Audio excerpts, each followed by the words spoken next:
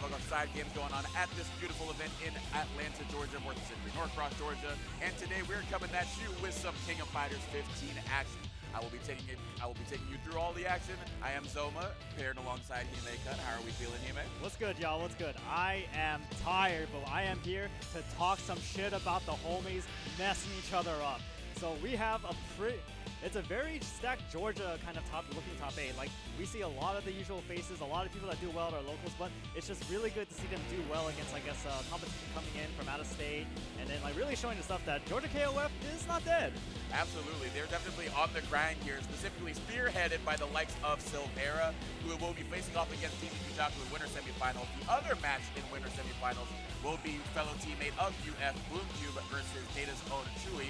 And then in the loser side, we got Phanpy squaring off against BigBates, and then underneath that is Beanibee versus HBHollaback. So like you said, a lot of fresh Georgia talent here trying to showcase that they are a state to be trifled with, but we have some out-of-town invaders like the one in the right of your shot right now in a Boomcube, and Chuy sitting on the phone, getting ready to face him, just vibing beforehand. Yeah, so Patrick is a long-time legacy fighting game player. Like, he came from, I guess he really got his name started in Street Fighter 4, went into Exert, and really found a home in KOF 15. This guy has been playing the same team since vanilla.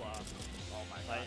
Like, I have not seen him change his character in a minute. So, but looks like we're going into it. Chuy doesn't have the best track record, I guess, to my knowledge, against Patrick. Patrick plays a very slow, grindy kind of control, really picks his spots. Chuy, this guy's a fucking wild dog. Absolutely. We will see which approach is going to become the approach that will take it all in. Our first set of the night in winter semifinals, we've got Boomcube versus Chuy. Chuy's getting ready, taking a deep breath. Boomcube already rolling over the stick, knowing it's been this time. And we are off right now, looking for a little bit of space. But it looks like Patrick and Boomcube is being the aggressor right now. Yeah, definitely wants to control the space in the air because with Chuy, he's rarely good at, I guess, like in this situation with the jump C, it's very ambiguous whether it's going to cross up or not, and he wants to create this kind of pressure situation, keeping Boomcube blocking so he can get a jump and cross up. But man, Patrick finding his way in the corner. Yeah, already getting started here, going right into the full-on corner combo that we all know Mr. Kusanagi for, and then we also know the forward throw in the combo there. Of course, only taking a little bit of damage, but it's going to be a lot of damage now. Yeah, and getting the command grab to whip, counter hit, so we go straight into 6B, and that is Ramon down for the count. So that was Chuy's star character for the most part. A lot of people get knowledge shocked by him, but let's see him slow it down a little bit with this Joey Gashi. Definitely the more stable character of this group, but right now, Kyo is making sure that they are stabilizing the game plan at their own pace right now. Throwing out Bodega already to sort of go through any of the neutral options, but we're rolling right through the Higashi kick, but Kyo still keeping it going, and the CD in the corner. This is going to be big damage. He's got a lot of bar to work with.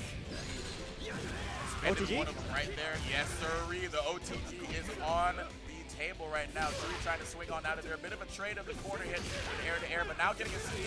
But we're going to Bodega the guard point to go anti-neutral. And there you go. Baiting out the reversal. Just already having the cues on Chuy and when they want a reversal on out of there. A lot of desperation shown on Chuy's part there. He just wanted out of the situation. I didn't see him throw a lot of fireballs, but this character freaking hurts if he hits you. Absolutely, but it seems like Boomcube hasn't gotten the chance to, or hasn't given Chuy the chance. But here's the chance right here. We're going to see some of that damage here he may cut, and it is a lot of damage being done to that health Level 2? bar. Yeah, kill this guy. Now we finish our plate here in this state. Absolutely. Whole lot of soul food on the plate here. Your mom always tells you to clean up what's being served to you, and it looks like Kyo is just going right in trash out back. But K-Dash might have something to say. A lot of people believe that this may be Boomcube's coup de grace character. I agree 100%. Like, this character takes effort, but man is he worth it. And Boomcube, having played it from the start, really showcasing K-Dash's pressure here. The eye trigger special, keeping them locked down in the frame corner. Traps. So hard to get on out of there, especially with those frame traps. And then we're still staying on in there. Not close enough to get the full confirm on that hit, but we're going to get a full confirm here. If not a kill, yep, EXDP is going to do it. So Boomcube getting game 1 on the board. K-Dash is cleaning up with the strong Kyo point performance laid down first. A lot of solid frame traps using his command normals to try and get Chuy to try and press something, take his turn back, and then Boomcube just hella aware of it. Like, this guy, he has the combos on deck. He had Chuy in the corner, and it was really difficult without having to, like, guard cancel roll, guard cancel CD. He had to commit to something. Absolutely. And again, we have a couple of characters, well, Ramona, especially at point here, as Garrett Charter jostling for position. But it's sort of hard to have a good position. Let's say you get Kyo on out of there. K-Dash comes in and already puts Ramona in a horrible spot as soon as he gets him to block. Yeah, neutral is kind of ass for him. But look, Chuy trying to get the party started here. Nice anti-air, yeah, stymieing all of that. That's, well, I forget, is his command throw strike and ball? I believe so. Okay, Chuy trying to make good use of that against Stealing's turn. Ah, nice DP! Yep, keeping it 100 with the Okiyami, but here we go. We're just keeping it real nice and 6 there. 6-beat chain right into the bodega to end things out here, and Joe is going to have to come in and make up, make up a lot of work for Ramon not doing his part there. Chuy really has to stifle, I guess, like this offense that Boomcube is representing. See, he just allowed him to run up like that. Not a button. Chuy is playing so scared. Why are you being such a bitch, dude? Well, sometimes if you're just holding down back like that, you can get caught with a dome piece. A real quick knee to the head right there, but we're still jostling on out of there. Hey, you said that Chuy usually likes to be aggressive, but now you're seeing him be a little bit more patient, but not really working out right now. Boomcube definitely setting the pace of the match. Yeah, he is showing him way too much respect. Nice. Yeah, more of that. Already ushering Kyo into the corner, but we fight on out of there. First hit of 3D. Run up right over there, trying to get another 3D, but they were in the air. No conversion there, going for the CD. Nice. But a swift kick to the side there, getting Kyo on out of there, already making a little bit more headway than they did in the first game. So Chuy and then Joe Higashi doing a good job at mid, but here comes the man who finished the job last time. Whoa. 2 ships passing in the night. Wow, you're going a little too ham, dude. Yeah, I think they might have taken cues from what we were offering there, getting a little bit aggressive there with the Higashi kicks, but Boomcube was not falling for any of those tricks. But now holding down back against the Iron Trigger pressure. Corner trade there.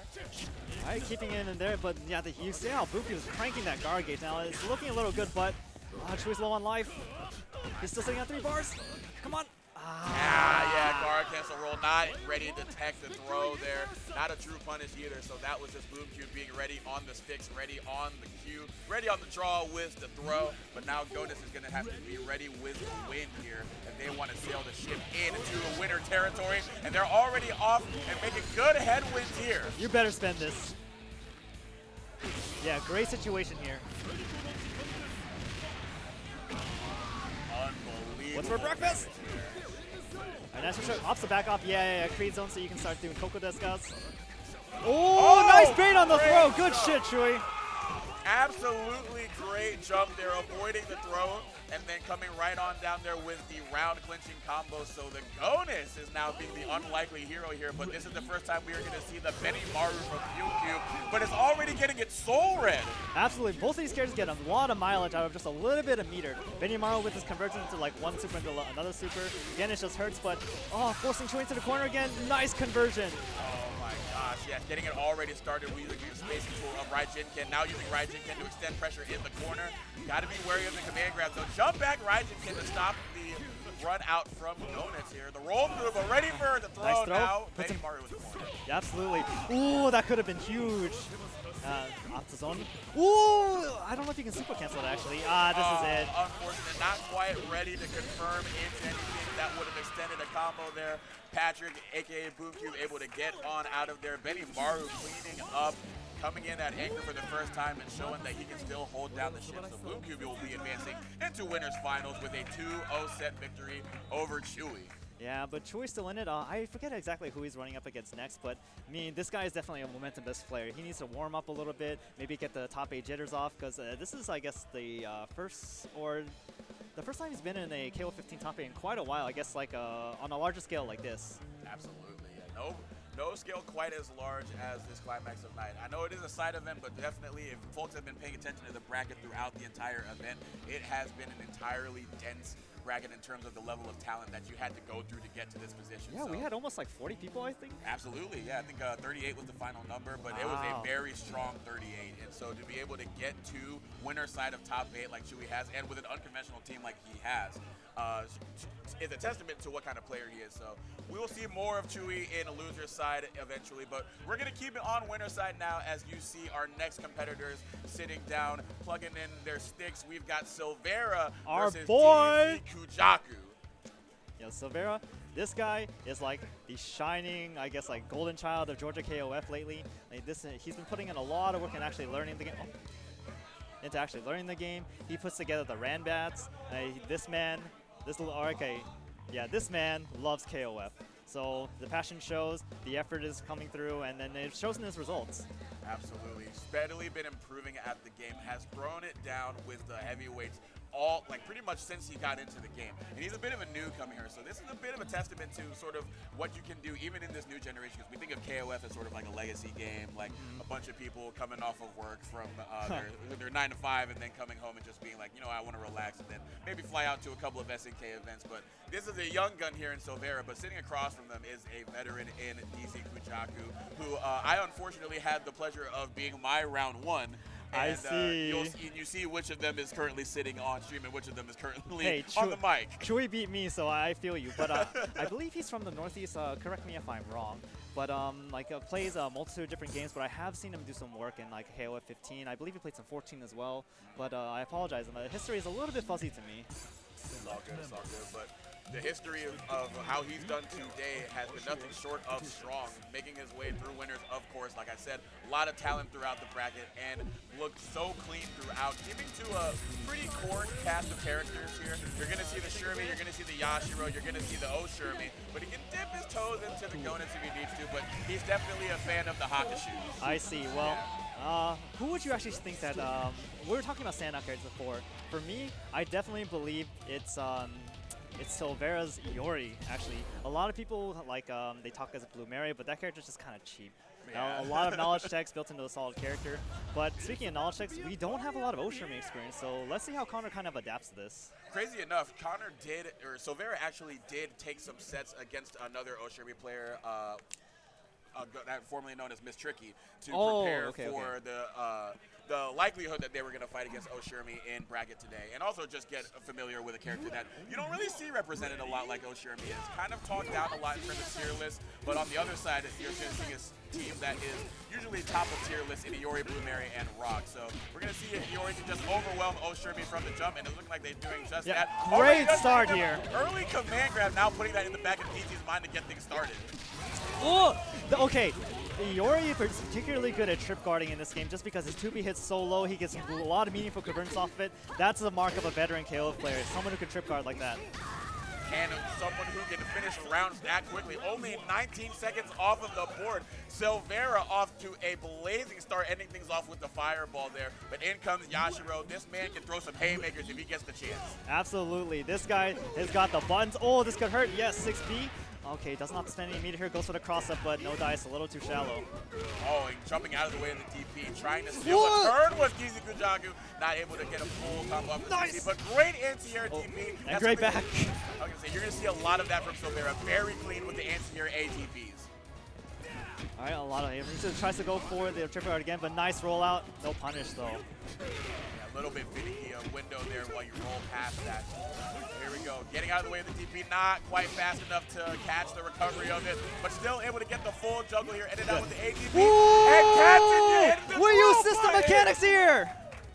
Caught your hand in the cookie jar, young man. You got to finish what's on your plate before you get some desserts. That is a great use of the advanced strike there from Silvera, and the Iori is just absolutely putting in work. But this momentum this momentum is insanely inconsequential, but Shermie definitely kind of a one-touch character. Look at all this bar she has available to her.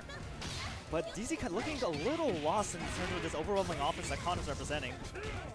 Silvera has, don't know, that was a bit of a misinput there, but they're going to take the opportunity as Deezee to do the specials here. All four of them to get the combo there in the corner. And with the level 1, do we go level 2? No, we do not, but we go for the safe jump in and setting up the running command grab. Now this is where Shermie can get started here. Slowly putting them in the corner, looking for the counter hit, JCB, and then ending with the command grab jump in. My goodness gracious, Shermie coming in. Now this character, or Deezee, is looking really good at, I guess, conditioning Connor to wind to block, like representing a lot of these like short hops with just like Gen Bs. But the anywhere juggle on the CXDP. Counter hit recognition on a fleek there from the Blue Mary. And in comes the Rolling Thunder. Don't quite know if this is going to be enough to kill, but it is going to tack on a lot of damage. Going to go into the level 1 here, but the situation after the fact is a tough yes. All right, Deezee trying to fight his way out, but this is looking really grim. Looking opted for the reversal command grab to try to get on out of there. A bit of scrambling situation there. Shermie coming out on top, getting the back throw, going for the empty jump into the 2A. Nothing doing here. Punishing the axle kick. Ooh, what and an anti-air! doing the 6-2-3 BD. Going into the level 2. Step on the back. And what do we got here? Ooh, a nice mash on the command grab reset. Connor looking real hot right now. Silvera up early in the set, already catching wind of the command grab setup that Deezee offered against the previous character, mashing out of it on the second interaction. So that goes to show you, Silvera already locked in, taking cues on what Deezee is trying to represent in multiple situations now. So that is, like you said, the mark of a veteran. But you got to remember, this is a youngin sitting down on that left chair. No, but okay, Silvera has the heart of an old man. He has the balls of an old man. He plays with his f***ing nuts. Cojones. Yes. As we say in the KOF territory. Los cojones. But here we go. We're going to see how deep Los Cojones can get here, if we can get into a 2-0 set victory, or if Deezee can fight their way on back here. Again, going for a bit of an order switch here. Yashiro at point. I like this a little better because Yashiro does have the buttons to contest a lot of Iori's strong neutral buttons as well. Maybe a little bit shorter in the range with the same ability to convert small hits into big damage, especially that CD. Both of these characters have a very strong CD. Oh, but doesn't block the cross up. La taquería está abierta as we get the taco kick to go right on over Yashiro's head. So the point switch not going in Deezee's favor. Another quick round by Mr. Yagami. We didn't really see Oshiro do much in last match, but oh my god, this corner control is so insane. Okay, he finds his way out. Yeah, and here's a bit of a tough situation there. You put Yashiro at point, again, because you mentioned his ability to keep up on the defensive end. Oh, tough. Such an unfortunate quick, or I guess max notes. Yeah. Oh, probably going for 2C. We got 2A instead. Now we're going to go into this range that Oshiro is more comfortable at as we're going in there. Oh, tries to go over the fireball, but okay. Nice frame trap going from the 5A into the 5C here. Trying to use the projectile invul. That is a good tool that Iori can make use of in this matchup because Oshirmi's strongest suit is her zoning, of course. And when you're projectile invul, you get yourself on in there and then get a nice little overhead here. Iori, again, Hime, putting in so much work. This has just been an imposition of Silvera's will all over Deezee. Now you're seeing Deezee trying to command the airspace, but nothing doing. Iori already finding their way in. Safe jump here. Ooh, nice. Oh, but the 2-1-4 finding its mark here. Level 2. We got to get him out of here. Enough. And it is. Yeah, you're going to get out of here in a body bag. That is what Shermie can do to you when she has any modicum of meter and a reversal that allows her to do that. But in comes the Blue Mary. And Shermie's starving over here. No bar, no EX. Tough hill to climb here for the French seamstress. Nice. Oh, but here we go. This is a good start here. All right, no anti-air. Forcing somebody in the corner, but what a reversal of the situation. This is going to suck. Deezee leading into a nice, healthy corner combo here. Again, a very nice situation here. Very just waiting. Here. Yes, and getting the counter hit as well as you were trying to go for a reversal. Ooh, and trying counter. to go for the close D to get out of a throw. And catching them up high. We're catching them low. Yo, with let's the go, Silvera! Silvera, unbelievable showing here to start out their top 8 in winner's side here with a 2-0 victory. Silvera wants us to let you know, Silvera's parents, if you're watching out there, that he loves y'all and thank y'all for supporting him as your boy here is advancing to winners finals here. They will meet Boomcube after a 2-0 set victory over Deezee Kujaku. Yo, shout outs to Mr. and Mrs. Silvera raising this fine young man. He's doing some work. Absolutely. I can't really, I mean, what else is there to say? We didn't even get to look at the Rock Howard. Iori was just absolutely leveling from the word go, and then whatever he couldn't do, Blue Mary just did it but better. Absolutely, but one thing I really want to highlight about Silvera's play is how he's so able to make, I guess, meaningful conversions off of the small hits. Every 2B went into, like, the 2B was Spaceball, goes into 2A, into, I guess, EX Fireball, into a knockdown situation. Connor was just able to, I guess, he was able to command the pace of the match very frequently just by being able to make so much off of these little neutral hits, and it just seems like Deezee was just having so much trouble keeping up. Absolutely. I think a lot of people, as you watch sort of Deezee's play style, noting, again, we talked in game 1 after the fact, that Silvera already picked up on player habits so early on into the set, already taking cues of when to look out for the reversal. Again, Deezee did fit a 2-1-4C in there, but then to close it out with Blue Mary, there were two really good defensive reads here that they were making as they had them pressed up into the corner. So. It just seemed that Deezee was unable or was unwilling to commit to a lot of risks unless that he had some bar. Like when he killed the Yori, like he was able to convert off of, like, I believe it was the anti-command grab swing level 2, but he seemed really hesitant to take a lot of risks, like just without having the ability to make it hurt.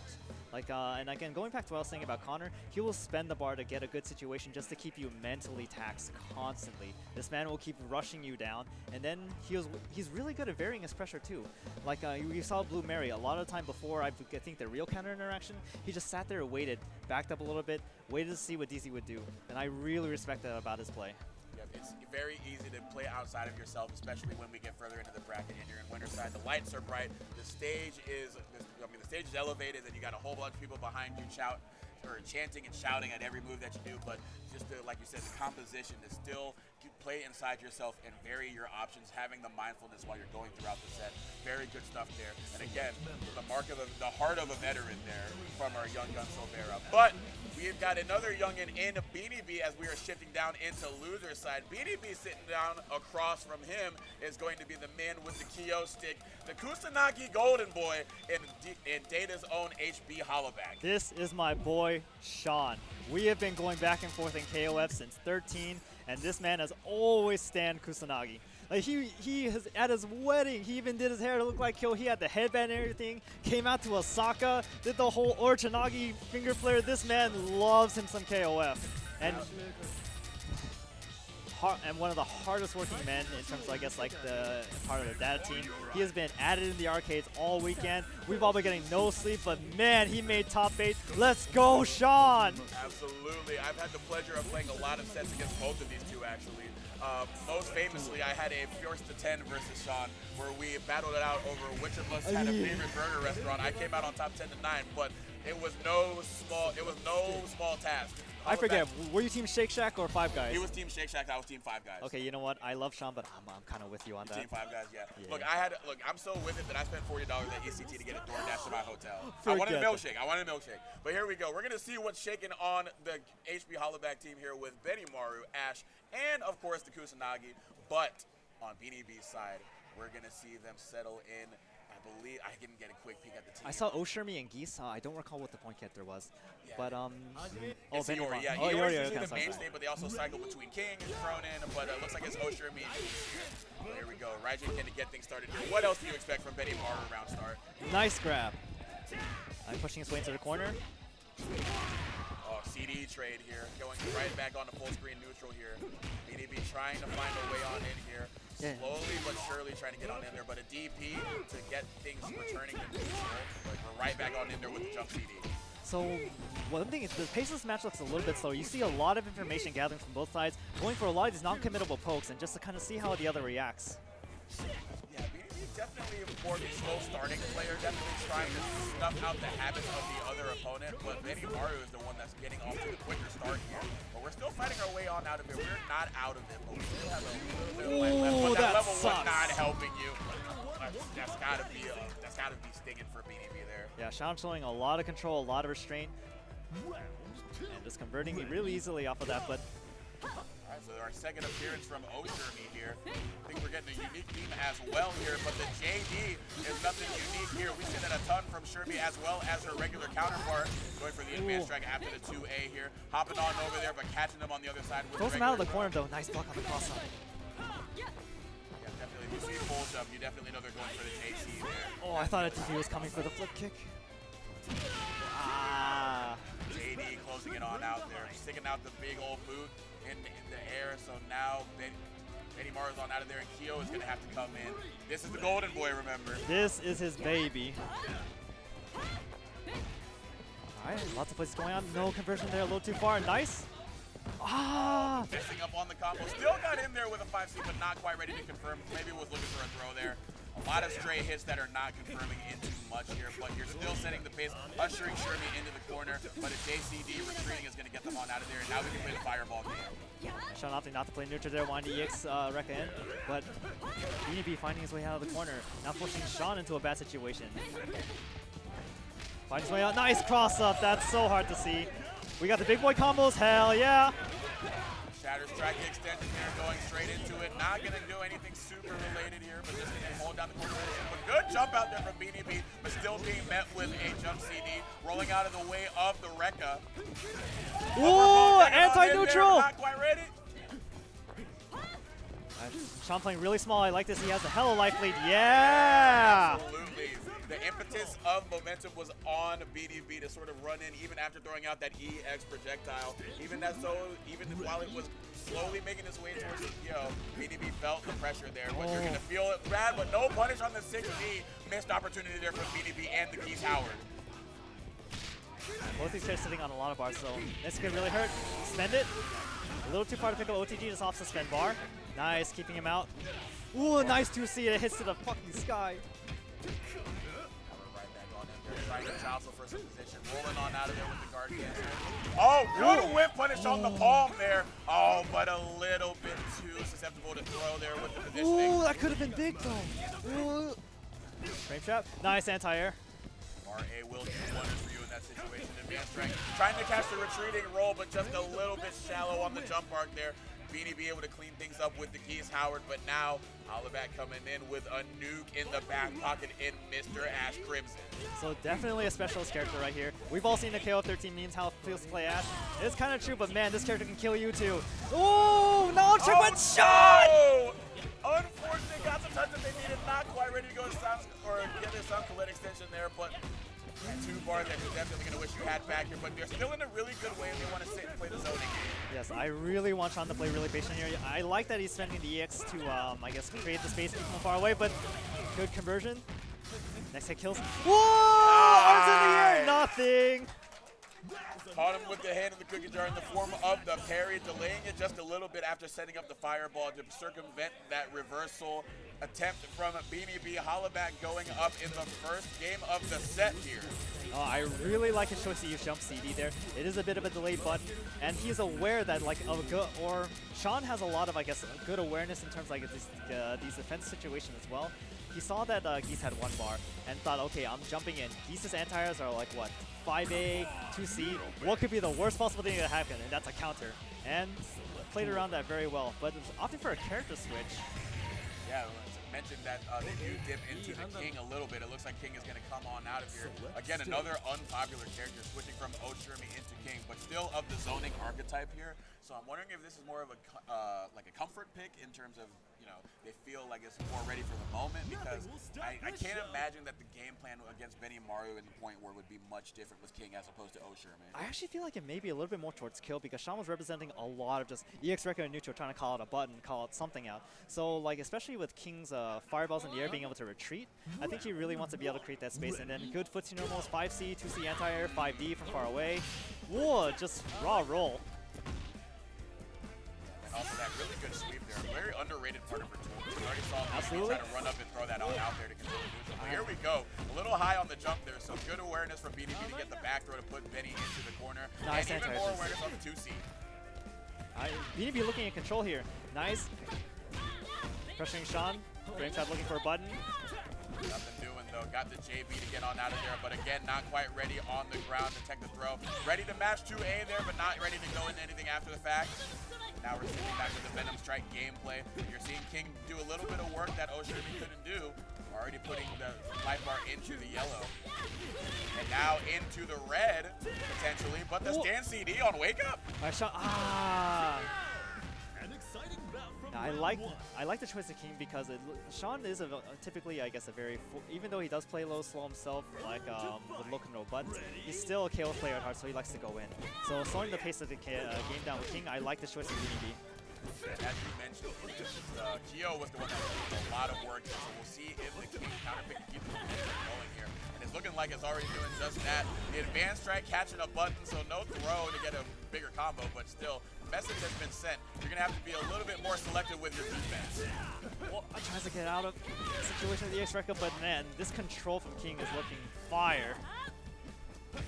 Looking for the 2C there, just a little bit more shallow, but now throwing out the Venom Strike. Again, Beanibee in a very good way here. Nice Even better now with the back throw, and then the run up 2B, the Point King. Hey, damned if I were to say anything about the character switch, it is paying out immensely for Beanibee. And he's being so meter efficient about it, just being maybe 1 or 2 steps ahead of Sean in terms of these neutral interactions, being able to like press the button in the air a little bit faster, knowing Sean wants to jump, but no conversion there. I don't know if it was a mistake or trying to be miserly with the bar. Yeah, that's the thing here. Ash very good at just absolutely shutting down the match at the anchor position, but now with as many characters as he has to go through, as they miss out, another miss on the conversion there. Another miss, a lot of straight hits, I said. But, Sean, that has to be an input error. Spin the bar, absolutely. Yeah, just shy of the level 2 that would have killed. But here we go. Throw, we got a chance. Wake up. Don't die with a full stick of butter, dude. Oh my god. Yeah, unfortunately not able to tap into any of that meter. Like you were saying, Ash, HBHollaback might have been trying to be miserly with the bar, but when you have a 2-character deficit like that, you have to really pick and choose which spots that you're going to be spending because absolutely, like you want, like of course you know the 2.5 bar nuke, like you know that's going to happen, but how many you can't really reliably do that 3 times because I mean you get rid of 1 character, you still got to play against the mid, and then let's say you clear the mid, probably going to require a lot of meter.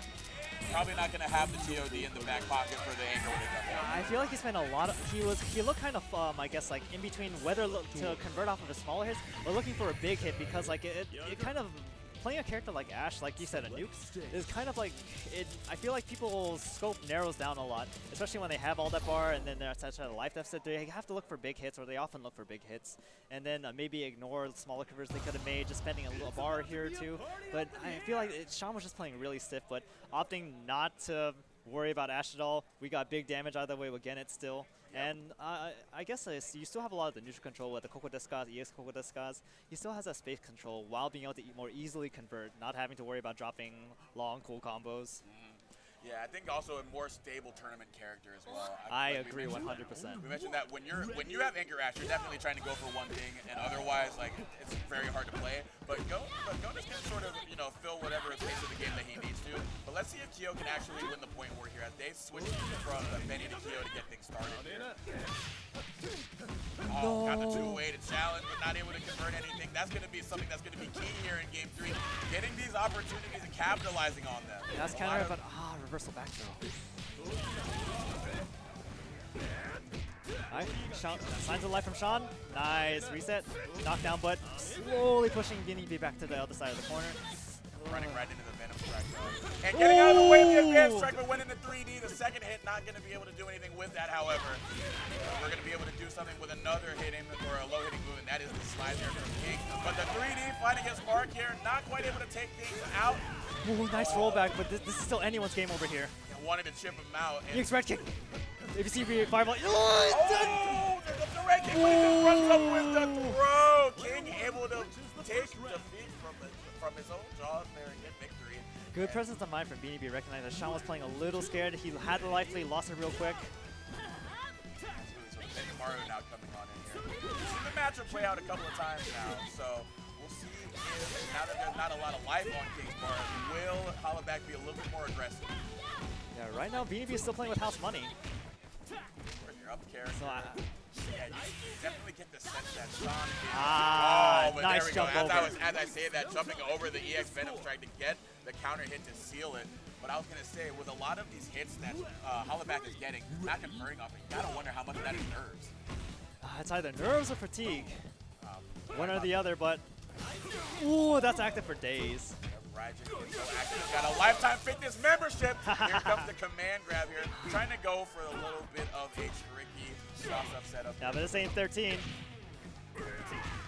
Nice control of this corner. Tries to keep him there. That's only like, well, -4. Use our guard hit so to keep Geese in the corner. I do love this way. Nice! And I love that advanced strike even more. Getting a read on Geese, going for a throw here. lot of damage after the fact. I know Advanced Strike doesn't have the best scaling in the world, but it counts when you need it to. Beanibee finding his way back into the corner. Sean looking a little light on bar. Whoa! Low profile! EX Perry looking for something. Nice. Do we get the OTG? No. I trust advantage like that. Nah. We've seen that.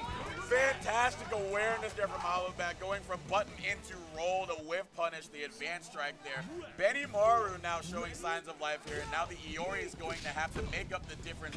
A bit of a two-character hill to climb here, but if anybody can do it, Mr. Yagami is a strong enough character to do so. Absolutely, and like we saw with Connor, he can make something happen out of not so much with this bar. No max mode there, so there's no threat of like 2B in the max mode, but still, you're being a very steady game plan right there. Just throwing out the straight hit, hitting the fireball, but here we go, cross up JB into the level 1. Caught us asleep. Not quite enough yet, but next interaction could be the head, and jumping over the attempt there from Beanibee. Yo, let's go ATL. Yeah, live it up, Sean. Yeah, HBHollaback popping off a little bit after a well-earned 2-1 set victory there, sending Beanibee out at 7th. HBHollaback going to advance into the next round of losers here, but that was fantastic stuff from both competitors. Yeah. HBHollaback eking it out at the end. Benimaru just doing the darn thing to close it, and here comes Ali coming just to. Oh yeah, if you guys can see in the back over there, that's Ali, Sean's wife, coming to support her mans. She always comes out with us to events. She's always helping out. Like these two, they're a power couple. They're the homies for sure. And you know what? She plays KOF herself. And Athena stan through and through, just like her husband's Kusanagi for life. But love these guys. Fellow Shermie squad member, so But again, that was like even though Sean won, that was a really strong showing from Beanibee. He showed really strong, I guess, ability to adapt to Sean's cadence, because he recognized that I guess Sean was playing a little bit slow, and then tried to play reactively first. But then in the second set, picking King, trying to slow things down to match their pace, or I guess Beanibee's pace, fireballs, anti-normals, and then Sean feeling a little shaky at first, but then once he started getting the momentum back, then it really showed. It's likely to show really skills, because KOF at the end of the day is a momentum-based game.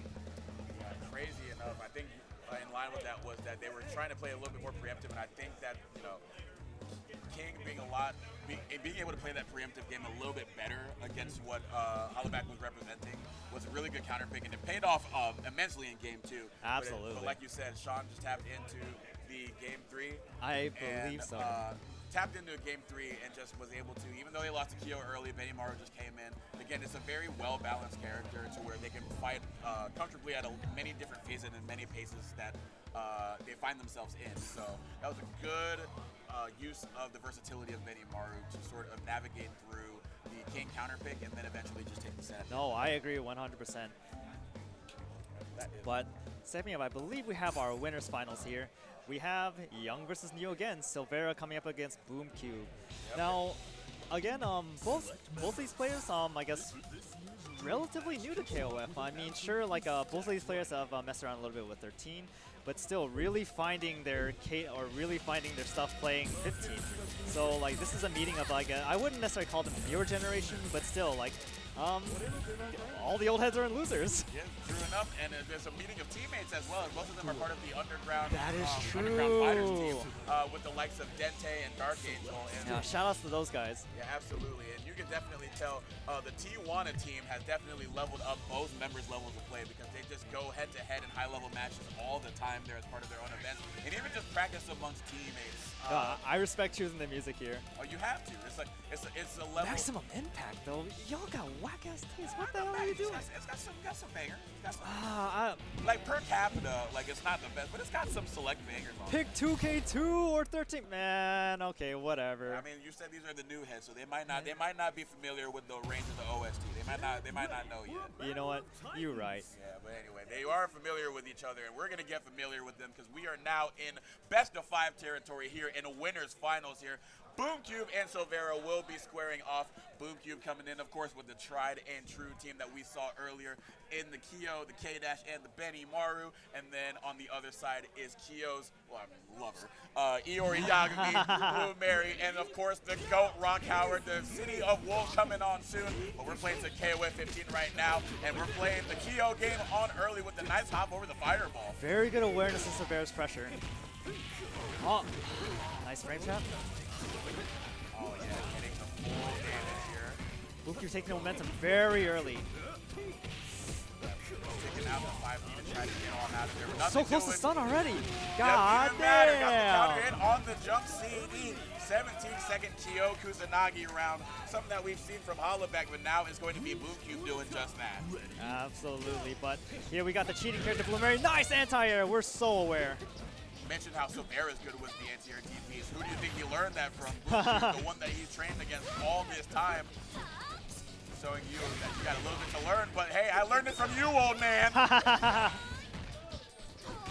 the real counter here.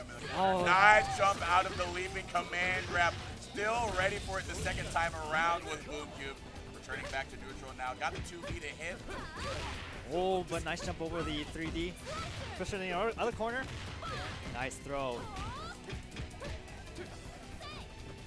Whoa, good patience. I like that weight. Counter hit JCD. Not going to go into anything but a standard DP there. The slicer. Oh, unfortunate. Yes. Unfortunate. Yeah, going for that, but just caught it on block there. And that is going to be a full punish from Silvera to get rid of the point character. But now that Man in Pink comes through, K-Dash putting on a lot of work in the previous set. We will see if they can force Benimaru to come out before Blue Mary can go away. That's a big hit. Does not suspend the bar. He wants to keep him there.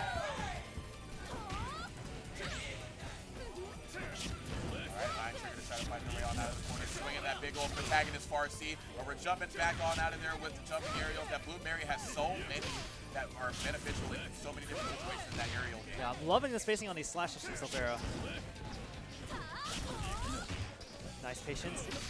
Oh, great full hop to go over the air-to-air attempt from K-Dash.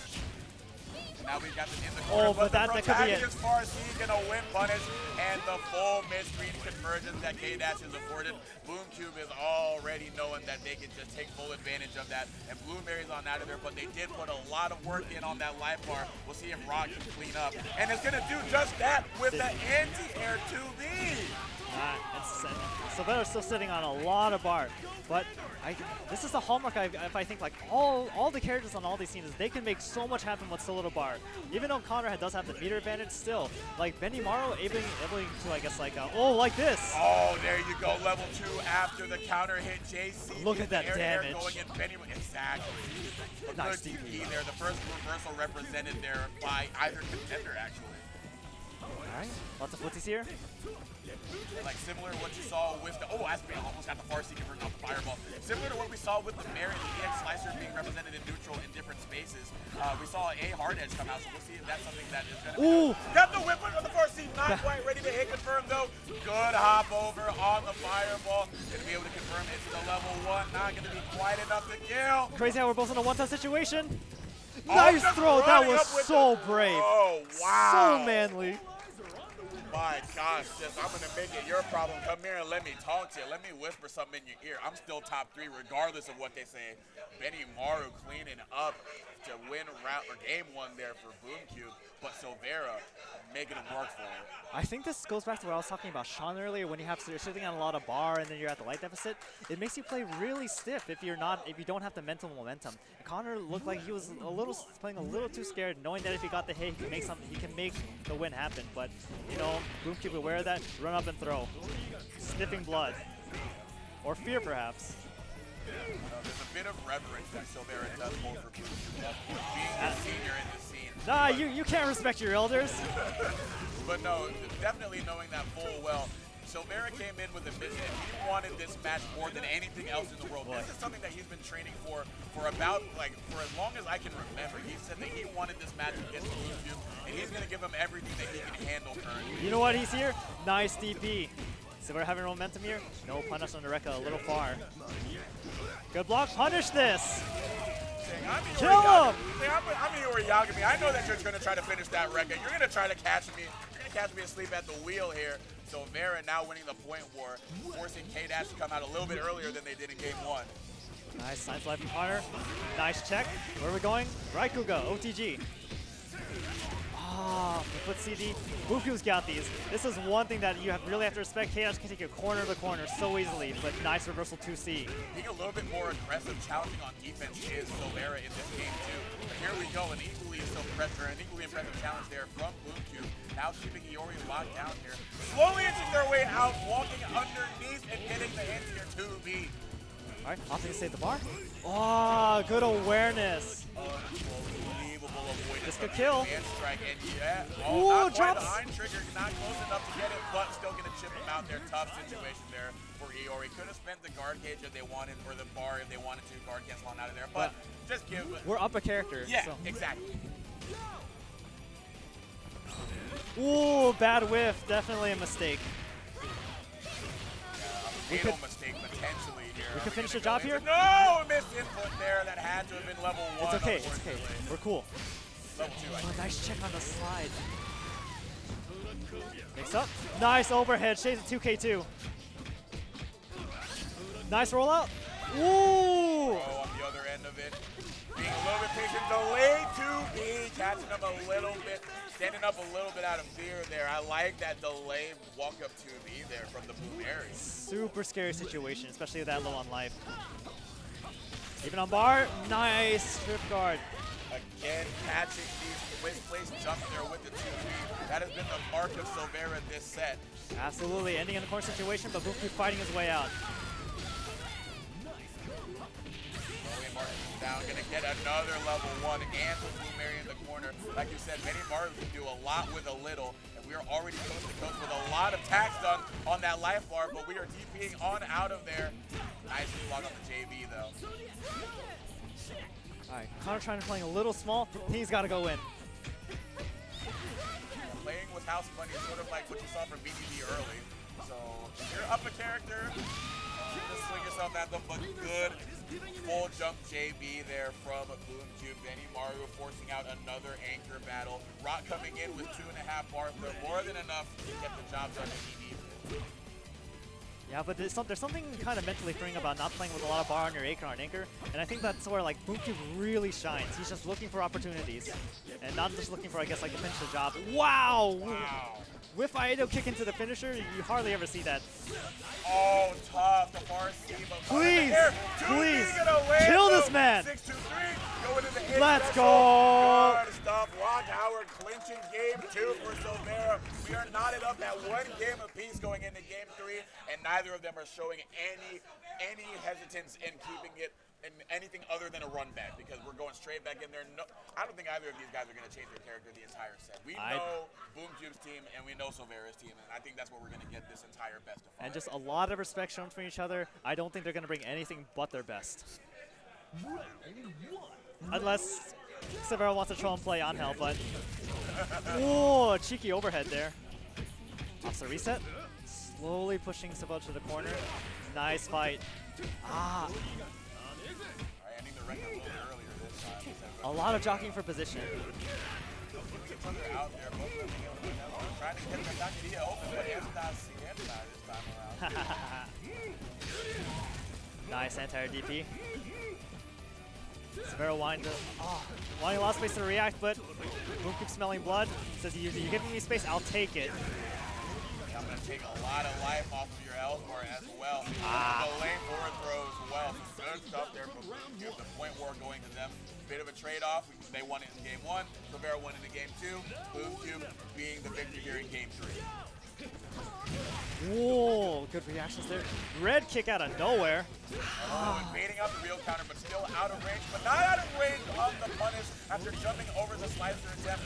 We were talking about that in game 1, how Silvera was representing that a lot. And that could be Boomcube letting Silvera know that I might know what to do against that.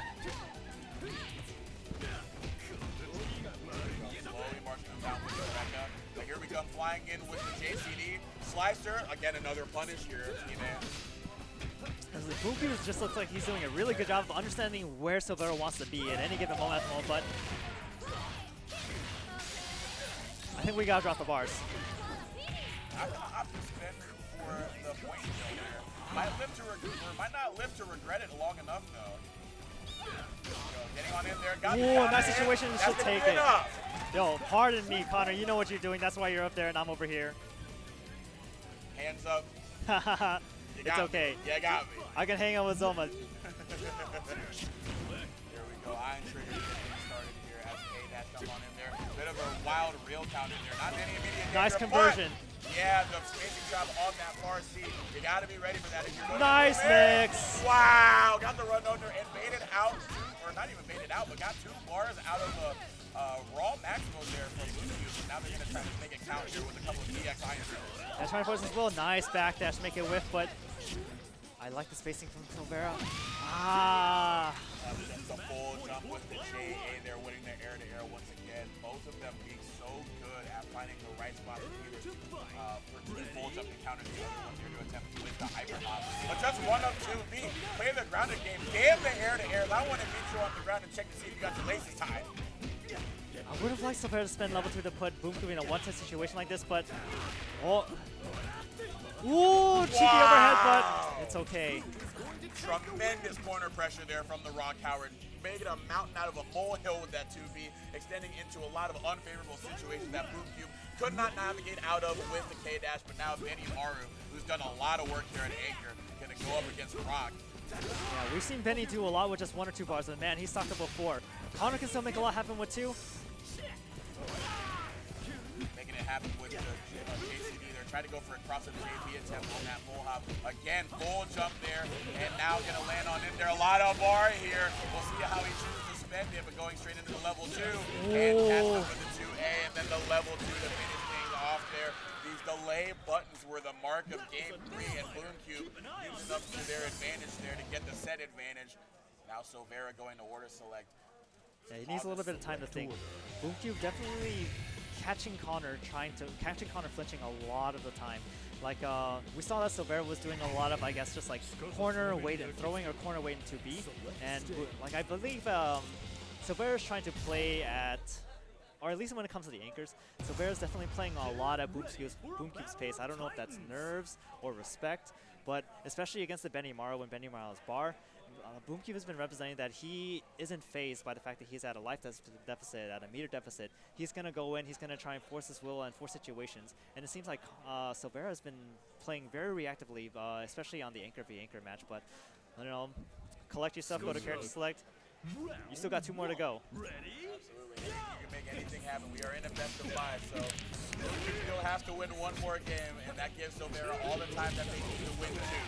Here we go. We're getting things started. We're trying to end things here early. Already pushing Chuy into the corner, but good hop out. And a better punish there with the 2A. Now putting them in the corner. Going with the regular old Ioriagami 2B pressure. Going jump CD. That guard bar starting to cry a little bit. You might see a quick mash out of here. Yeah, good recognition from Silvera. I like that the fact that he was willing to jump CD so much, recognizing the guard bar as well, but, you know, Boomcube fighting his way out. You have to be remaining patient, even though they were getting devoid of that resource here, but we're getting another run of 2B there.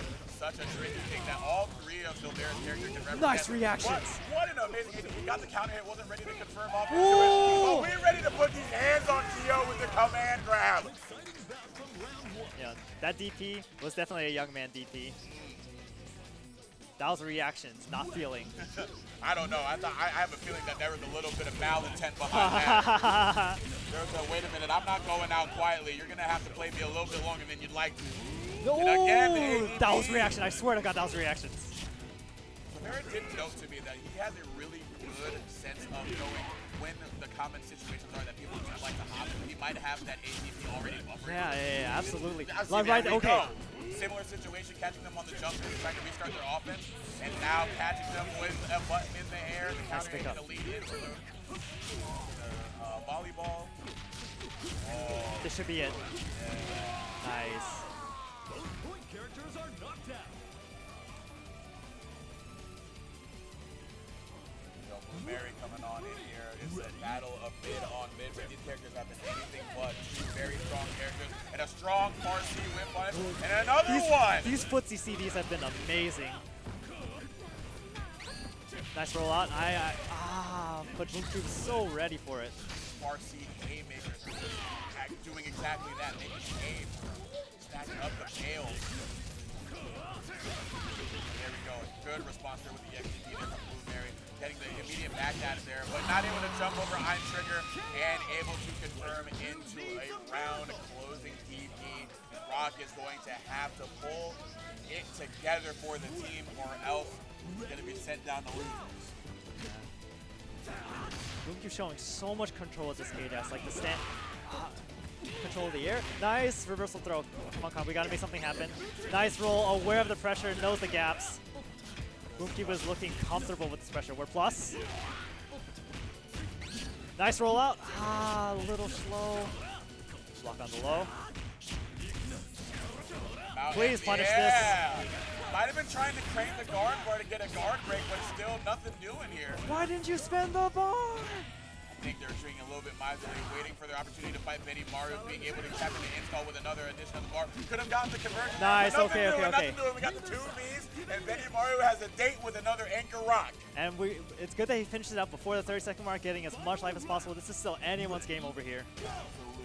2 characters with amazing buttons to jostle in neutral. Oh, had the jump over, but couldn't quite confirm into it to close it out.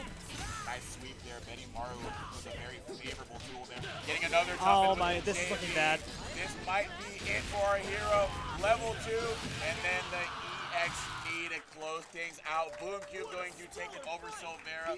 Benimaru just closing it out there, 3-1. And Boomcube is going to be sitting pretty in winner's side of grand finals. Silvera will have to wait their turn if they want to get a rematch, as they will be getting another shot, but yeah, he's in that loser's final. He's got to spot. think about that one a little bit. Like, he had a very strong offensive showing in like the first couple of games, but it looked like he was starting to crumble just a little bit to after, I guess, he didn't adapt as quickly, especially to Boomcube's K-Dash.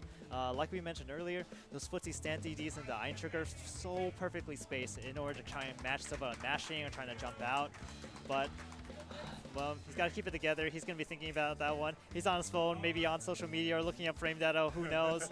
But you probably know, texting the rest of the underground fighting teammates, just like, hey, how did you do in your last FT10 versus Boomcube? All right, what did you do? So there we go. We're trying to look up the tech here, but Silvera will have their shot if they want to get a crack at a grand finals reappearance against Boomcube. But Boomcube is going to be sitting pretty for a little bit there, just standing up, just taking it in, knowing that the hard work is almost all the way done. But now we're going to go into loser side of things once again. We've got Phanpy in the Terry Bogard cosplay versus BigBates of Team Data. It's going to be really nice here. Team Data's own BigBates has been playing a couple of characters near and dear to my heart in Yamazaki, but I haven't really seen the Yamazaki late into the bracket, so we will see what they throw on out of here. They do potentially also have a Terry, so we're going to see with Phanpy taking offense to Terry playing, or to BigBates playing their main guy in Mr. Bogard. Yeah, we're coming on in there with Phanpy's team being Terry, Hinako, and Yashiro, and then on the other end it's going to be Haomaru, Terry, and Geese. So the Sam Show man is going to step on in here and make a crashing appearance here in KOF territory. We will see if they are going to leave their stamp here. But we've got Phanpy on the other end trying to propel themselves further into loser side. So we will see who comes out on top between these two. Phanpy, of course, is another newcomer to the KOF series. Recently picked the game up about 1 or 2 years ago. So they have a relatively short playing career. BigBates, on the other hand, an SNK veteran, mostly known for Sam Show, but definitely has left his mark in a lot of other SNK titles. But we're leaving a mark early with the footprint of Yashiro, the jump CD to get things started here. A good throw from the lariat there. Haomaru already showed them what's good. Standing on up there, trying to use these jumping aerials and base, sending out the tornado on the ground to do so. As well, catching them in the butt here. Large bit of damage done here, but a DP on the other end. That is something that Phanpy loves to do, but BigBates also loves to throw it right back in your face. Anti the fireball, BigBates and the crowd both loving it, but they're not loving getting hit by that crossover Yashiro JC. The immortal Takashu JC that all of Orochi children are afforded. And Almaro couldn't afford to whiff that reversal there because that is how Phanpy closes it out with a whiff punish as Almaro came crashing down to the ground. But here comes Terry.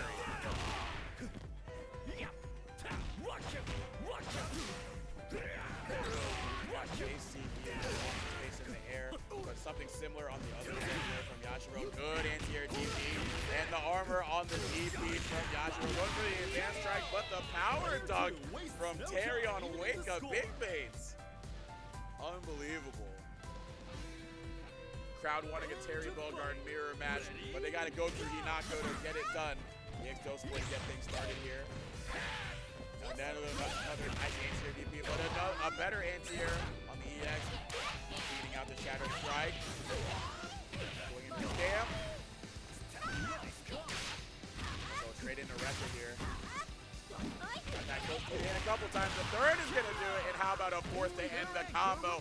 Hinako going to send Terry Bellegarde packing, saying, if I want to see Terry, I'll pull him out on my side. But we got Geese Howard coming in now. This small child versus the boss of Southtown. Who wins? A couple of stamps on the ground here. Going out the Rakukin as well. But Phanpy doing such a good job with the ground control current. Yes, go score. The floaty jump gonna land on the other end of Geese and himself in the corner. Getting the counter hit now, trying to see. Got the wake up option, but now we're getting the rare Geese level 3 that does not confirm from that situation. Unfortunate, that is 3 bars that are now gone for Anchor Geese. Here we go, sweep of the leg here. Phanpy jostling with as much as they can do with a pixel and a prayer, but the prayers are left unanswered. Geese does not answer to any god, he only answers to himself. We will see if Terry can come in and win the cannon battle. Apologies, guys, just came back, but wow. Watching BigBates do some work. Aware of the cross up, but it's plus.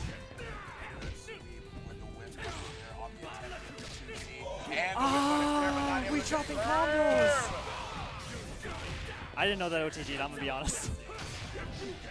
I'm gonna spend half a bar there to tack on just a little bit of damage, and then make the parry. Come on over to the other side into the empty jump throw.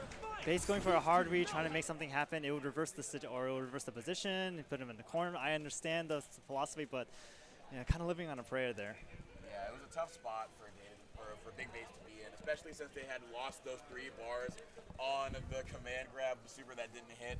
And you saw Phanpy wave their cap in the air saying they just needed one more, just one more. Terry closing it on out there. But again, this is a set, not one game. So we will see if BigBates can win 2 of those. And already off to a good start with the anti-air DP. Almaro did a lot of work in the point forward beforehand. Couldn't quite close it out the way that they wanted to. A very uncommon character, and Bates, coming from a Street Fighter background, is a very footsie-oriented player, but he's played a number of different fighting games, so we can see these skills translating over very well. Oh, he's a Samsho nerd too. Exactly, that's what I mentioned going into it, that Samsho is where he's definitely his mark in the SNK side of things. That's why we see how Mario coming in this game. Oh, nice bait. Good bait from BigBates there, closing out round 1 there. That was how Phanpy got BigBates to go away with a DP, but now the shoe is on the other foot here. But we got a couple of boots in the small child here. Hinako that was doing a lot of work here. Wow, I didn't expect that to whiff. Hinako being very floaty with her jump. Full push to the corner. That's a lot of damage. Oh, it doesn't block the low. This is it. Be aware of that low against Hinako. I know you want to stand up against the command grab. I get it. It is a very scary situation, but sometimes you just got to take the 100 damage instead of the 400. You got to make a decision. You have to commit to a guess. Otherwise, you're just going to get ran over by this dice rolling character. Wow. I don't know what you're doing there, Bates. Maybe a wish out a fireball. Maybe. Yeah, that was a tough, another tough super that wastes a little bit of bar than they otherwise would be. Keep the pressure safe, just only going to try so far. Excellent there was the DP. command grab, a good DP. Nice awareness of the slide head. Oh, footsies. Ooh, that's so unfortunate. Saw the arm, but still jumped into it. Oh, a little bit of trickiness there. Might of taking some cues from John Raptor and there the roll underneath and then the 2V on the other side there. So some tricky stuff there from Hinako and Phanpy to get rid of Terry Bogard. There we go, Geese Howard challenging the small sumo schoolgirl. Oh. Nice block on the overhead. We gotta make something big happen. And like the crowd said, the storm is raging. But wow! We're right into the EX command grab reversal from Phanpy. You're gonna challenge after the EX stomp here. No OTG here. Running right up with the low 1-6. This should be it. And that is it. Doskoy gonna push Hinako and Phanpy all the way to the next round here in losers top 8. So some good stuff there in the Terry cosplay, but Hinako was the hero of Game 2. And they throw out the hat, the victory pose that we all know and love Mr. Bogard for. Phanpy, we're gonna see a little bit more of the cosplay too. Got the little doll on there. Yeah, the mascot. You know, shout outs to Phanpy, also a bit of a newer player, and you know, like they have been really. They started off, I guess. I wouldn't say, I guess, like or they've been my bracket demon ever since, like, I guess, like, we've been playing 15. Oh, yeah. And it's because, I don't know, like, it wasn't necessarily their Terry, I guess, that was really the shining point. It's actually, I actually think Phanpy's Yashiro is their strongest character. And I think it really leans into the way that Phanpy likes to play, like, very strong on press of buttons. Like, I think 5B is the GOAT for that character. Absolutely. We're going to see more of Phanpy in losers quarterfinals. If you take a look at the bracket that is currently on your screen, they will be playing Deezee Kujaku in a future set in losers quarterfinals.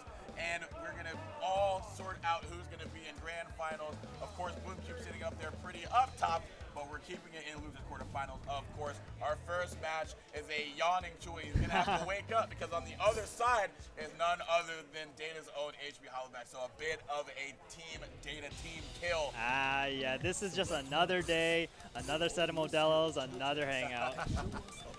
In the East Coast, as it gets, they really got the Modelo time, DC. No, it's legitimately always Modelo time on this KOF. Yeah, I think somebody came by here before top 8 started. That was my friend Elliot. He with the case of the Modelos, yeah. Yeah, that was good. I'll give it up. That was pretty nice. So here we go here, keeping it tried and true with the two teams here. Joe, Ramon, and the Jonas on the part of Chuy. No Gonas from Hollaback this time. They're keeping Ash Crimson in, or Lockstop and in tow. And they're, of course, going to be surrounding them with the Kyo and the Beanibee. So I have a feeling we're going to see a lot of weird, interesting situations just because of how well these two know each other, how often they've played. You're going to see, especially from Chuy. 100% especially from Chuy. He's going to do some fuck shit, and then he's going to, not OTG, but especially, this man will disrespect you with the shotgun ball and Ramon's command grab. Not a lot of people are aware of that. 100%. You have the fact that Ramon is, again, an unfamiliar character for a lot of players, so you can get away with some jank just from unfamiliarity. And then, of course, like you said, the deeper player knowledge between the two of them allows Ramon and Chuy to get sort of in the headspace of Hollaback. And we are already in the personal. Look, this man is jumping over the right chicken with the JC. Just bellies or frog slapping on in there. Shouts to Eddie Guerrero putting the skates on. Command grab, do we get a reset? No, we're just going to go for EX command grab. Not going to be enough to kill, but the frog splash going to take it again. Eddie Guerrero just running across your screen currently. It's very difficult to recognize where the JC is going to hit, especially, I guess, like after that OTG situation. It's very wide, it's active. Chuy just looking to create so much chaos with this character. Try to stabilize the round as much as possible with Mr. Kusanagi as Kyo, the Golden Boy, comes in here for Hollaback. Not able to anti-air that wall jump JC. That's going to be something that's going to be very close, or very key here for Hollaback, because JC has done a lot of mileage for Ramon getting started. Yeah, Hollaback is just letting him jump for free, but it is scary to anti, especially if it crosses up and commit to a DP. You eat this. Oh, good roll. That is an answer too. Oh! Okay, but yeah, a little bit of jank going on there. Could have gotten the punish there on the dive kick, but still was able to tag him a little bit of damage there as punishment. Nice, JCD trying to keep him out of the air without committing too much. Jump 2B, like you said, the big boy combos are in effect. I say as he drops the combo, bit of competition and nice. Action, but nothing cursed about those reactions. But cursed is that wake up reversal command grab and beating the advanced strike with the JC. Ramon is running wild. Viva Mexico to get things started. Chuy looking. Oh my god! What the fuck is this guy doing? Nice flash kick. EX drop kick to get me started, but a good response there. Oh! I do not like this choice. I'm a real. I do not like this choice of Ash especially against a player like Chuy. Ash requires so much control of the situation, but Chuy's just running wild right now. Look at all this bar Ash has, but he can't do anything with it. Ramon has one bar, that's all they need. Got the guard bar to break, but wasn't aware to get the full combo after the fact. So Hollaback awarded another lease on life. What footsies? Whoa, the bar D reaching up to the heavens to drag it down a point character to Earth. Ramon was flying high there for a little bit, but they say what happens to Icarus when they fly a little bit too close to the sun. They get flash kicked. They get flashed. Nice. Sean picking up some momentum. Sean feeling himself a little bit. Was a little hesitant about the flash kick, but I understand. Oh, not hesitant with that DP there. You want a DP on wake up. This is what you get. And then the Higashi kick. This man one. plays with his fucking ball. And then on the other end with the 2B, Joe cleaning up, but Ramon absolutely taking control of game one there as Chuy gets the early game lead over Hollaback. Unbelievable display from an unlikely hero in the point that I'm on. Hero, or is he the villain? Depends on who you're rooting for. Gotta take a poll of the crowd here. Don't really know who each of them are rooting for. Again, this is a team kill, so we're not really sure if anybody's trying to pick favorites currently. No, we're just here to watch people get messed up. Yeah, definitely saw a little bit of a mess is a good way to describe what was going on there. Yeah, it's a hot mess. A hot mess, but hey, it was some hot gameplay for Ramon there to get that game one victory for Chuy. We'll see if we'll see something similar, or if Hollaback can get something done with Beanibee to get things started. And like you were saying, you didn't really like how Hollaback was trying to play at Chuy's game, trying to play his game. He needs to sort of stick to that stable game plan that works out for him, just like that with the anti-air Regin. I feel like he needs to find. Yeah, give him his own shit back. Oh, there you go. Not able to get the JC or the 2C to anti-air that frog splash, but got him on the other end with the 2C. Countering that JC is going to be huge. It has to be on point with these reactive anti-airs. That's one thing I see that Sean is trying to do. He is trying to react a lot to Chuy, but Chuy is content to find a straight hit and leading into this. What's the mix? Pressure? Cross up, nice roll. Rolled out from the first time that they tried to get that cross up JC. We'll see if Chuy has a way to respond to that. Right now, Beanibee is just going the distance, taking themselves out of the corner, dumping over the command guard, go for a throw punish, which would have otherwise could have got a better punish. And then the reversal, frog splash, counter hit, and enabled the normal to connect after the fact. Even though Beanibee took the skies, he's going to be going right back into the dirt here. So Ash is going to come in at point. We did go, or in the mid. We did see an order select though, so we're going to see the Anchor Kyo instead, but Ash is going to come out at second first. Oh, but this is the hit. Chuy is the big hit, but oh my goodness, bad flash kick, but we still have a lot of control. Strike involved, why? But we send out the fireballs to curtail the air movement. Maybe we're trying to go for drop kick or just do something a little bit tricky there in the air. Either way, you're going to get a face full of plasma or a face full of fire, whatever those fireballs are. But it's what's going to work there for Ash Crimson to get the point character on out of there. So Ash typically a lame character. Actually, loses the fireball war against Joe. Like with Joe's EX fireball shooting out 5, it's very difficult for Ash to compete in terms of the foot, or I guess the fireball game foot, pushing him to the corner. This is looking good.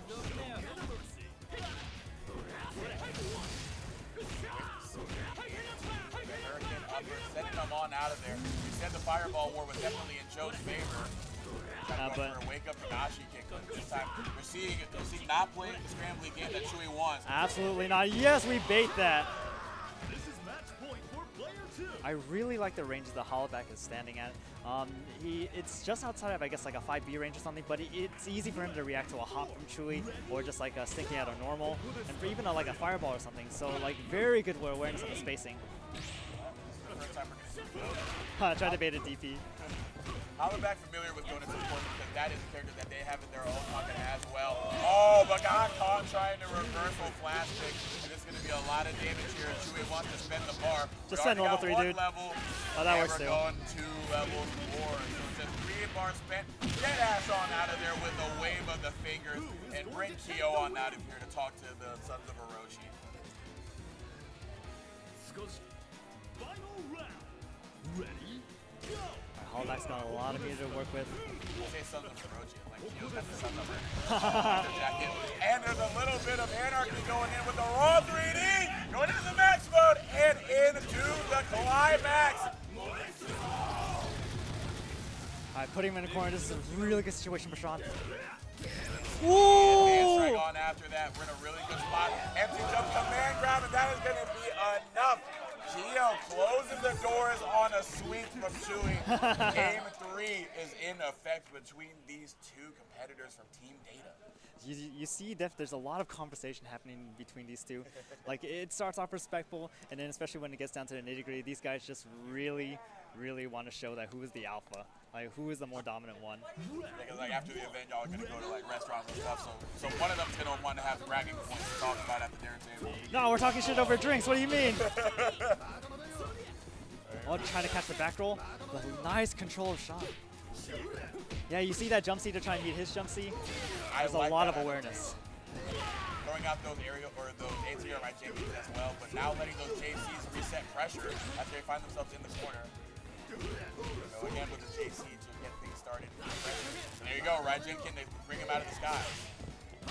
Nice fast under, but no conversion. It's okay. HBHollaback doing such a good job meeting Chuy in the air this match. Oh, but rolling after each other. Yeah, you'd rather take those air-to-air trades rather than just let them get the JC. Even if you block it, like pressure gets started, but here we go. Like you said, the air-to-air is much more active in that part of the game, and that paid off there as we finally got Benny and Mario taking it over Ramon. Slide out of nowhere, downtown. Convert off of this, yes.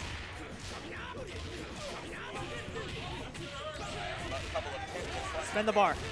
Absolutely. Level 2. I think they might have an earpiece in listening to what you're saying. They're pay it off for them.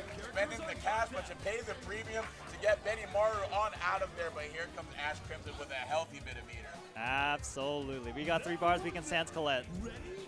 The best part is Gio in the back doesn't necessarily need a lot of meter to work with, so HBHollaback definitely feels like he can play with house money in terms of using this meter if he gets the shot. Had a quick chance with the jump in JD, but not able to fully convert off of anything. Sean doing a really good job. Not trying to be in the area, but slowly pushing into the corner. Wow, I didn't think that would work. Spend Sans Colette here? No. Nice pressure. Try to bait a throw. Keep you in there. Chuy being very disciplined defensively, but that guard bar is going to camp, and you can feel it coming. The DP was out of there. You can feel the heat from the stove. Getting a little bit up towards that band there. It was getting a little bit hot underneath the pot, and he tried to DP on out of there, but Ash is the one remaining cool and composed. They're baiting it out, and now Donut is going to have to temper the storms here. Alright, nice jump from Chuy. Oh, thank you. Throwing out these tornadoes to sort of jostle for that neutral here. But still having to play around that lingering fireball. You're seeing HBHollaback still play that patient game. But here we go. We got the jump in here. Not playing too patient. Still giving Going for a Chuy mix. something to Nice look roll. at. We're aware of that. I thought they were going to run a flash and catching the jump. Oh, good punish on 2C, but nothing doing afterwards. Sean slowly pushing Chuy into as far where he wants him. Frame traps, but spends the meter to get out. Trying to bait a flash kick as well, but we still are able to get our way out of the corner. See HBHollaback so comfortable going against the tornado. Again, he can sit at full screen in zone. Jonas can't do that. No, he has to call out with an EX tornado like that or something. Yep. But this is gonna hurt. One touch situation for Chuy. Chuy finally finding their way in. Next touch is going to be death for either competitor. Oh, pressure. Nice! Quick mash, whipping advance strike with the armor to get through the tornado. Look at time. Look at time. We're running out of time. Ah! Yeah, definitely a little bit lower on life, so the impetus of the momentum was on HBHollaback trying to make something happen if they wanted to get rid of it, but Chuy has no life. exactly, and no meter. Neo coming in with even more than him, and they don't have enough really for an actual conversion at all. Oh, nice conversion. For the 0.5 bars, the EX conversion. Great stuff there from Hollaback. Kyo Kusanagi, the man on the stick, and the man with the plan to advance as Hollaback takes it over Chuy, sending Chuy out at 5th. No, good stuff to Chuy though. Always no matter where it is, this guy will always come out to score KOF. He'll get off work at like, what, 5 p.m. and then come straight to a bracket. It doesn't matter how far he has to drive. This man loves this game. But again, good, like you said, good job from Hollaback from trying to, I guess, like stifle a lot of the offensive pressure that Chuy is trying to establish, and just looking like he wasn't able to keep up after that, looking a little shaken, and then being 1 or 2 steps behind during interactions, and Sean was just able to roll with that. So good stuff to him. He'll be moving on. Yep, unbelievable set of adaptation here from Hollaback in Games 2 and Game 3. Again, definitely making the pace of the game go at something they were more comfortable with. Not necessarily playing at that scrambly game that the Ramon was representing in Game 1. Slowing it down and then meeting him in the skies in Game 3, especially with the Benny Martin counterplay, like you were mentioning earlier, Ime, with those air-to-airs, stopping that JC from getting anything started. So great stuff from Hollaback. That is the kind of adaptation that will get you further into bracket. But we will see who meets them there, as now we've got our other side of losers quarterfinal between Phanpy and Deezee Kujaku. Deezee coming off of a loss to Silvera in a winner's side. Phanpy, of course, coming off of a big win against BigBates. So I was really interested to see this happen, or see this match occur, because I don't believe Phanpy has played people outside of our region a lot, maybe outside of like max mode. So especially, like again, I believe Deezee's from the Northeast, so very different flavors of play here. So You do have a lot of experience fighting Shermy, though, and that is definitely... That's your fault. That is my fault, unfortunately. Mine and D-Wing. True. Yeah, so True. not all me. But Shermy is going to come in of both varieties here, Orochi Shermy as well as Orochi Yashiro. And on the other side is the counterpart to Yashiro in regular Yashiro for Phanpy, as well as Hinako and, of course, Terry Bogard. Yeah, we just got an Orochi circus plus a couple of +1s. What are these people doing here? Who Yeah. invited them? This is a hockey shoot. What's going on? Ready? Yamazaki wasn't invited. Nah, he's good, but ooh. We're going crazy here to start things off on offense here for Phanpy. Absolutely putting the pedal to the metal here. Yeah, And picking up the reversal command grab. A bit of ooze from the audience there on the bait. Ooh, mistake. Oh, no. A bit early on the advance strike.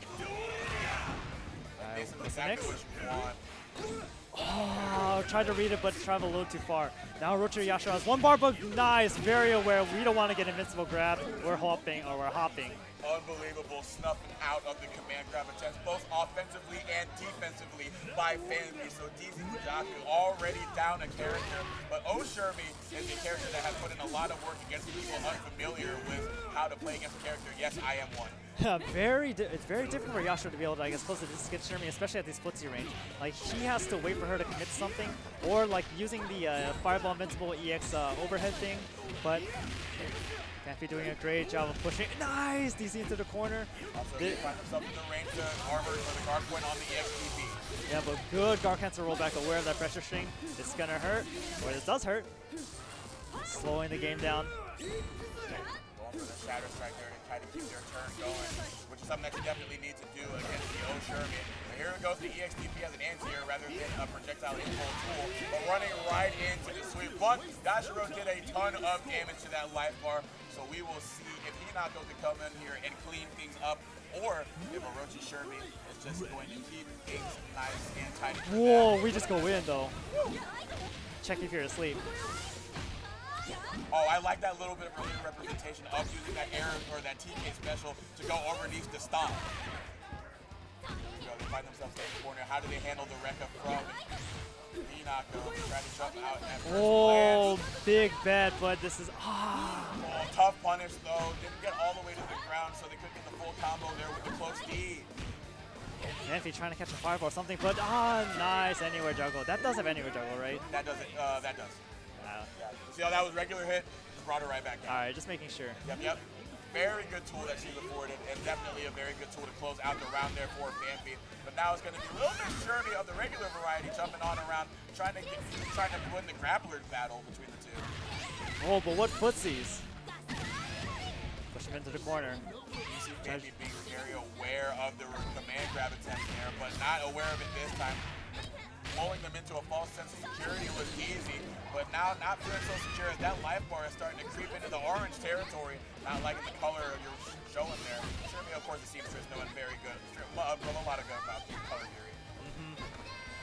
Nice. Giving a lot of space to each other, a lot of respect. Phanpy finds a hit though. No meter to do anything with though. I anticipate they try to sit back at no score range, but Nice air there. Send them back down to the ground, and stuffing out the 2-1-4 reversal attempt. Phanpy closing it with another smart read. We've got those in droves from them to start things out in the game, and then of course, what better way to close it? It's a little bit of matchup unawareness coming from Deezee. Like he's doing a really good job, I guess, like stopping and going, like being aware of the stomps, but looking a little dicey when Hinako's right in your face. That is a tough character. Again, grapplers in this game, I think of all shades across the entire tier list, once they get in, they are all very scary. And Hinako is definitely not someone that you want to be boxing with up close. And if you don't necessarily have the quick normal to contest with it, or even keep her out at that mid-range, like Shirley gets RC and she gets sweet, but outside of that, very hard for her to box. Speaking of boxing, you do not want to box with Yashiro. Neither kind. Nice. Unbelievable. Are we going to spend the bar? Yeah, we're going to spend it, go right into the 50-50 guessing game. The crowd, of course, singing the same tune. Roll We in will front. see what tune. Oh, didn't have the OS ready for the roll, unfortunately, and was trying to get a reversal command grab to get out of harm's way. Shatter's strike attempt getting snuffed out there from the far A. But this is terrible positioning for Deezee. Died again for trying an invincible command grab. Phanpy so aware. Yeah, just the smell of desperation at some points from Deezee. Not to say that it's necessarily a bad thing, but when Phanpy has been so keen on looking out for it and the way that they have, you got to be a little bit smarter with those reversal attempts. But smart on the conversion there with the anti-air whiz to projectile going into the level 1. Nice. This pressure is so oppressive. Patience. You're playing Samsho. Oh, actually, there's a problem. I think there's a controller issue. Oh, unfortunate. So I'm not sure what our ruling is going to be. Typically, like, I guess, are we just being gentlemen about it? I think they're going to play it out. This is what I love to see. Yeah, respectful from both competitors. They're just going to keep their round going. Whoa, nice bait on the DP. That was so slick. Pressure. Rolls out. Air to air with the JC. Doesn't want to hold any of that pressure. Nice patience. That was an excellent jump. Trying to call out a mash. Yeah, but it's just 2B there, and at that range, can't really do much if she can't convert into a 5B.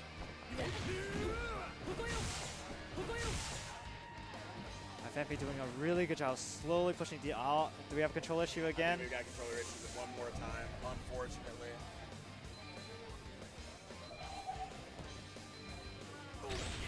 It looks like Phanpy's going to take the round, unfortunately, for Deezee. That is such a tough way to go out. Overhead going to finish the job here, but you hate to see that for Deezee. Yeah, it was actually looking really good because Deezee is really looking like they were able to start adapting back.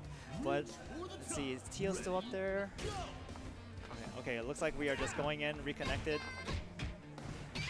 Nice 2C anti-air. Yeah, it's going to be tough here for Deezee because not only are they playing from behind, but they've also got the controller issue in the back. Yeah, that has to so taxing on the mental if you can't even trust your own peripheral. But still doing a pretty good job. Nice pickup. And again, snuffing out the reversal attempt. Great stuff there from Phanpy. Unfortunate way for Deezee to go out, but still had a very healthy run here to go out in fifth place in Losers quarterfinals. You hate to see it end like that, but again, you gotta love the performance that Deezee has shown throughout the entire run. So good stuff to them. But Phanpy is going to stay seated in that chair, and coming up to meet him in the loser semifinals, of course, the winner of our other side of losers quarterfinals, HBHollaback. So did these two meet in bracket earlier in winners? I wasn't really sure. I'm not sure. I don't think so, actually. Okay. I'm not sure because you know what? They might have actually. Well, we don't have the bracket in front we of don't us. have the bracket in front of us, but So I'm not sure if this is a run back or a grudge match, but either way, we got the crowd trying to show off some dongers, but production working on making sure everything's okay with the console, so something like this doesn't happen again. Shout outs to these guys. unbelievable. Like, you know better than anybody how key production is at these events. And these Yeah. things don't run without them. They often run some thankless jobs here, but we here behind the desk and I think out in the crowd are all appreciative of the people putting in the legwork to make events like this possible. So salute to everybody, all the volunteers, the staff members at every event, and especially here at Climax of Night. Salute to y'all. Without y'all, none of this would happen. No, Man appreciate that. Man running the registration desk all the last few days was right next to me too. Hey, it's not, or it's our pleasure to be able to bring this for you guys. And you know, we love doing this, we love playing, and it's just coincidental that a lot of like the data crew, we're all KOF players. So after everything's said and done, when the night starts to get a little young, you know where to find us, right here. Absolutely. But you know, appreciate all of you guys watching, and again, shouts to everyone that helped out at this event, everyone tuning in. We love you guys. Appreciate y'all tuning in. I know this is known for its French bread games, but we got to get our KOF action here. Of course. Of course. We got the arcade going. There's a Neo Geo machine right over there to my right. You know, this is just stuff that I love to see. This is what you want to be doing with your Saturday, and I love it. And it's going to get even better as we get into loser semifinal here. We are currently in top 4. The top 4 remaining being Phanpy, HBHollaback, Silvera, waiting for the winner of this set, and then waiting for all of that to conclude is, of course, Boomcube in grand finals. But we can't get ahead of ourselves here. Absolutely we not. Gotta do it. We got to do this match right in front of us between Phanpy and HBHollaback. Nothing new about either team. These are the same teams that they've been running all bracket, and it's going to be the team that one of them is going to advance with and one is going to be sent home with. We definitely have a meeting of, I guess, like different generations between Phanpy and HBHollaback. So it'd be really interesting to see like what really wins out. These two have had a long history of sets between each other at the +2 events, at monthlies, at 404 esports. A lot of Georgia blood between these two. Again, the three of the top four are common competitors in the state of Georgia. So they're gonna all vie for the chance to stop the invasion from North Carolina's Boomcube here. Pat comes over enough. He's basically ATL. We claim him. Fair enough. He's in the Georgia server. He participates enough. We claim him. Here we go. We're claiming this corner space against Dashiro, but Phanpy taking offense to that claim, but right back at you, says Beanibee with that reversal throw. Ooh, throws the command throw. You hardly ever see that. Nice flipsy jump D, but we bait the DP. There we go. HBHollaback sending a message here early saying that if you want to try to play small. Yeah, try to roll out of the right Jinkin. I like the idea from Phanpy, but HBHollaback also knew that you were thinking that, and I thought that you think that you know that I thought that you're thinking, and I'm thinking that I won the point war there. Yomi layers are in effect. So here comes Doskoy. HBHollaback playing really slow against this character, doesn't want to get random out by Hinako, and this character is also really good at creating carryouts. We'll try to go for the hop JB there to circumvent either resetting the command grab or just get the offense started. Either way, mission accomplished there. Oh, good use of the armor. Stare down, doesn't block the overhead. Phanpy getting started. This is gonna hurt. Going to level 1. Yep, tag on some more damage here. Next touch against corner Hinako, but we stuffed it out here. Go right into the level 1 here, trying to catch the retreating roll, missing on the command grab, unfortunately. A little too early. Well, the 3-frame reversal there, going to be able to get something started there. Oh, but out of range of Doskoy. The good whiff punish there from the EX special from Phanpy. So the mid going to take away the point, but here comes Kyo. All right, the man himself. I like that HBHollaback's doing, or spending a lot of time trying to back up, making Hinako whip something, and just getting a sense of, I guess, like what Phanpy wants to do next. You see a lot of that adaptation from HBHollaback. Nice. Trying to go to the sky for an aerial pressure reset, but oh wait, we got a backdash into the 3D. Good stuff there from Kyo, getting out of the Hinako nightmare that she can create there in that situation. But now here comes Terry, and look, Phanpy's cosplaying the character. You might think they may know something about playing them. That's one thing about Georgia. We have characters, specialists and loyals, but nah, not a big punish, but it's something. What was that? Oh, the second hit of 6B still finding a spark. I think Phanpy might have been a little bit quick on the trigger trying to punish it and got hit for it. Phanpy's going a little ham, but get hit by the Shadow Strike. Knockdown, where are we going? Nice rollout. Safe 2A pressure here. See Phanpy really trying to take a shot here. What? Anti-neutral! Nice command throw. Unbelievable! unbelievable. The advanced strike still able to pull it out there. So Kyo coming in and just absolutely laying waste. That's a Hollaback game if I've ever seen one. That was such a well orchestrated, I guess, set of situations. Like I believe he started with the EX Rekka, forcing Phanpy to think that okay, he's gonna swing again. No, EX command throw next, and then again trying to catch a jump out, avoid everything, caught the jump. Hollaback is playing on all 8 cylinders are firing off right now. Yep, started off real early in game 1 as well, baiting out that reversal DP. Just continued to snowball into a series of reads that were able to take game 1. Oh, but this time getting a DP. Might have been trying to snuff out a JC from Phanpy, but no harm done. Recovered in time and not in range to punish him was Yashiro. Yeah, Phanpy looked like they're playing a little anti, but nice, forcing the situation. All right, whiffing the far A, going into the forward throw, whiffing the overhead, but still not going to be punished for it. Swinging out that big old 5B. I love this part of Phanpy's play. I want to see a little bit more of the splitsies Yashiro, just because the character really allows it. Taking control of the neutral back. This sucks, but no conversions. Everyone's dropping spaghetti. Oh, yeah, but here we go. Just going to steal our turn back on offense. Challenging after the advanced strike. My goodness, Phanpy showing a little bit of bona fide over here and a bit of Mexican breakdancing here to get things finished out here. Yashiro going to win the point war. Yeah, Phanpy definitely playing a little bit more aggressive, willing to take more risks. I like it.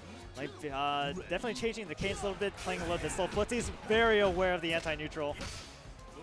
Part of Phanpy's training has been trying to build a more solid and consistent game plan because they were definitely known for being a lot more aggressive, especially with Yashiro, shades of doing those DPs and those shadow strike skill turns. But sometimes you got to revert to what you know and just keep the other opponent guessing. Put that in the back of their mind. And it's paying off right now, going into a whiff into shadow strike, but I said it's paying off. Now it's paying off for Kyo and Hollaback. Nice overhead, caught asleep at the wheel, but it's difficult in this situation when you're so low on life. Go though. In comes Hinako, who did a mountain of work here for Phanpy. But Kyo was the one who got rid of her early and closed out game 1. So we'll see if playing really. I like that little walk back and forth, trying to play a little slow, not get hit by anything like this, but you know, shit just happens. Nice jump. Phanpy running command grab. Nice awareness of the situation. Garkans rolls out. Oh, unintentional reset, but we still have Phanpy right where we want us. Got him with the overhead on the Rekka, but great reversal command grab. We got some 0-2 UM enjoyers here, taking them coast to coast and doing the most with it. Hinako getting rid of Mr. Kusanagi here and forcing out the Ash Crimson. Oh, I believe it's Beanibee. Oh, no, I'm sorry. So you're right. It is Ash. Mistake. Oh, good, but it's all good here for Phanpy and Hinako. Healthy bit of meter, and we're just stomping the legs here. Actually, this is huge because Ash can't set up the fireball game to bait it out. I was going to say, you're absolutely correct in that. So very difficult for Ash to play the full screen game like this. He can't even blow kisses, can't shoot fireballs. It's very difficult for Hollaback to try and play his own game. Interesting choice. Conversion. There we go. A lot of damage here going into the max mode. Built the level 1 back up in the next interaction if they win. Reversal throw there from Phanpy, but now this is where things get tough. But nice great awareness. Gap check there, and more gap on, but no, not able to finish the confirm. Quit choking shot. Nice. So part 1 of the climb is done. Hinako is on out of there, but again, here comes the big one, Terry Bogard. I definitely see Phanpy being the aggressor in this matchup right now. Burn Knuckle, hard to punish. No bar to Garkans roll out either from Sean. Have to jump 2B, but this is a really good spot. They're going to put them in. Waiting for a roll or something.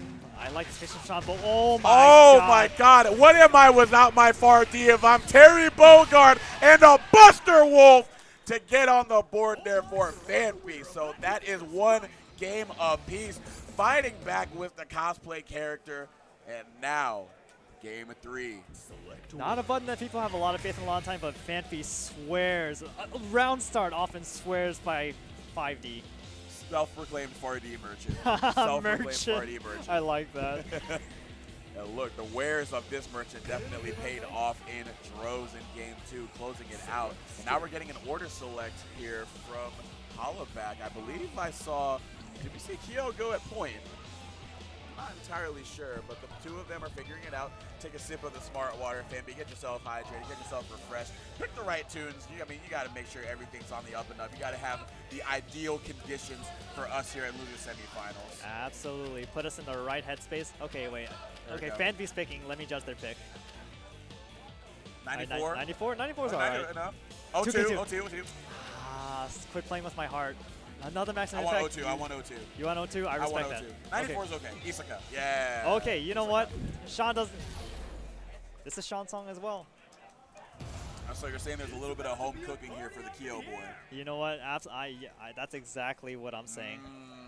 I don't know. This might backfire for Phanpy. Might have given Hollaback a little bit more of what he wanted there. And you know, Hollaback did have a lot of time, maybe stalling a little bit, throwing a little bit of ice, but had a lot of time to kind of sit there and think about what happened. So Phanpy definitely was the aggressor, especially with Yashiro and Hinako. Like, putting Sean on the back foot like this, making him second guess himself. Yep. And we didn't get a change in order, so it was just for both of them to sort of collect themselves as we go into game 3 here. High pressure situation, high stakes. Of course, loser of this going home, winner advancing into losers finals against Silvera, and it's looking like Hollaback is trying to be the one in that seat. Oh, misses the throw, but still has a lot of control of his positioning. There we go. Nice. Stun cage definitely cranked out as well. Good match on the 2C there from Phanpy. These straight hits are really starting to add up. Oh, nice DP. Ooh, advanced strike you right back. Good stuff there from Phanpy. Advanced strike on the menu there, and we are eating our way through the point characters, sending out Kyo Kusanagi. Sean, please don't tilt. Nice. Wow, backdashing the 2D, that was actually kind of sick. Sean really enjoying the spacing where he can react to hops. Good punish, but doesn't convert. We saw this in their previous set too, getting these hits that are so crucial but not able to confirm off of the opportunities here.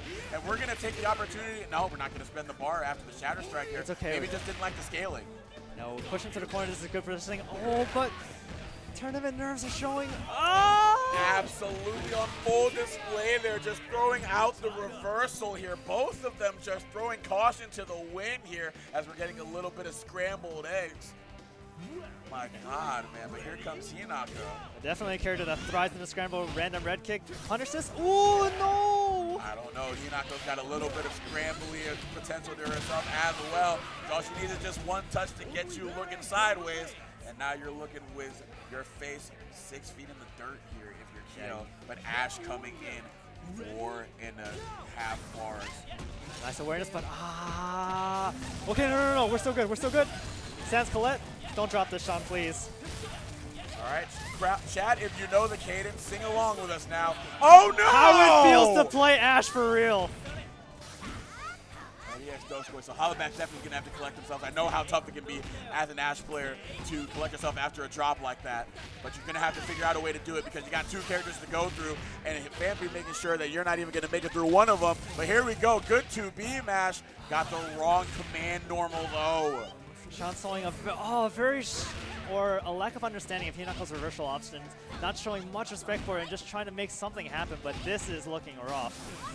Yeah, I was looking for a reversal opportunity. You can see the charge from them. We're running into the close D, and that is going to be Hinako and Phanpy taking it a tip of the cap to their competitor as Phanpy wanted to get up there and celebrate a little bit, but they know they've got another titanic task ahead of them as now we are in best of 5 territory. Silvera making their way up on stage for losers finals. But before we get on there, we got to acknowledge HBHollaback with a strong run to finish here at Climax of Night with a 4th place. Yo, we got to give the Sean, that was a deep run by him. I believe he made, either he was just shy or made top 8 at Climax last year as well. Yep.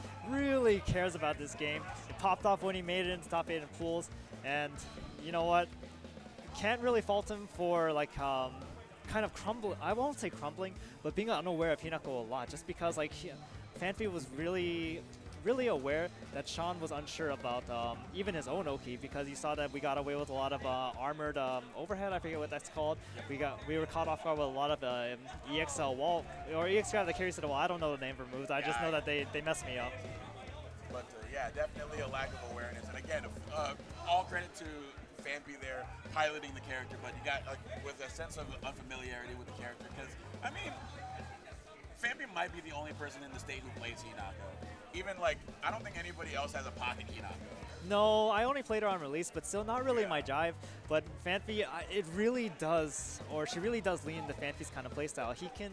They can play a little bit lame with a lot of these like 2C normal. I believe it's a decent anti-air, but still doing a really good job of, I guess, like leveraging the special moves in order to play like a full screen neutral, like the stomps, the EX or the EX rush grab. The stomps against the Ash Fireball. That was where that was where we were both like, okay, wait a minute. That shows so much matchup awareness. Yeah, like just to the untrained eye, that might look like BM, but like we were just like, you know what? They are actively thinking about how they're gonna play this matchup here, and you saw how it played out there. They were just, they definitely had the advantage in terms of knowing what to do with Hinako in every situation that she was put in.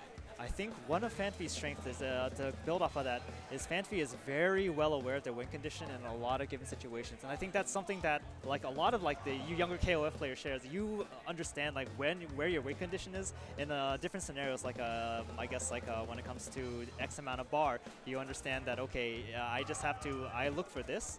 But you also have an understanding, like, but I understand that my opponent is also looking for this. Having played a lot of the old guard a lot, like, you guys have really built these Yomi layers that make it really difficult to, I guess, like, match the cadence to. So, like, shout outs to you, shout outs to Executor. Well, not shout outs to me, because I went out like 1 and 2. Whatever, still, you beat me before in bracket. But shout outs to Connor and especially Phanpy. Though these two, would you consider them training partners? Absolutely. They've definitely put me through the ringer in terms of getting better at the game. Silvera in particular, but Phanpy has been absolutely no slouch to play against either. The first time we played against them, hello Phanpy, yes, I'm talking about how you kick my ass.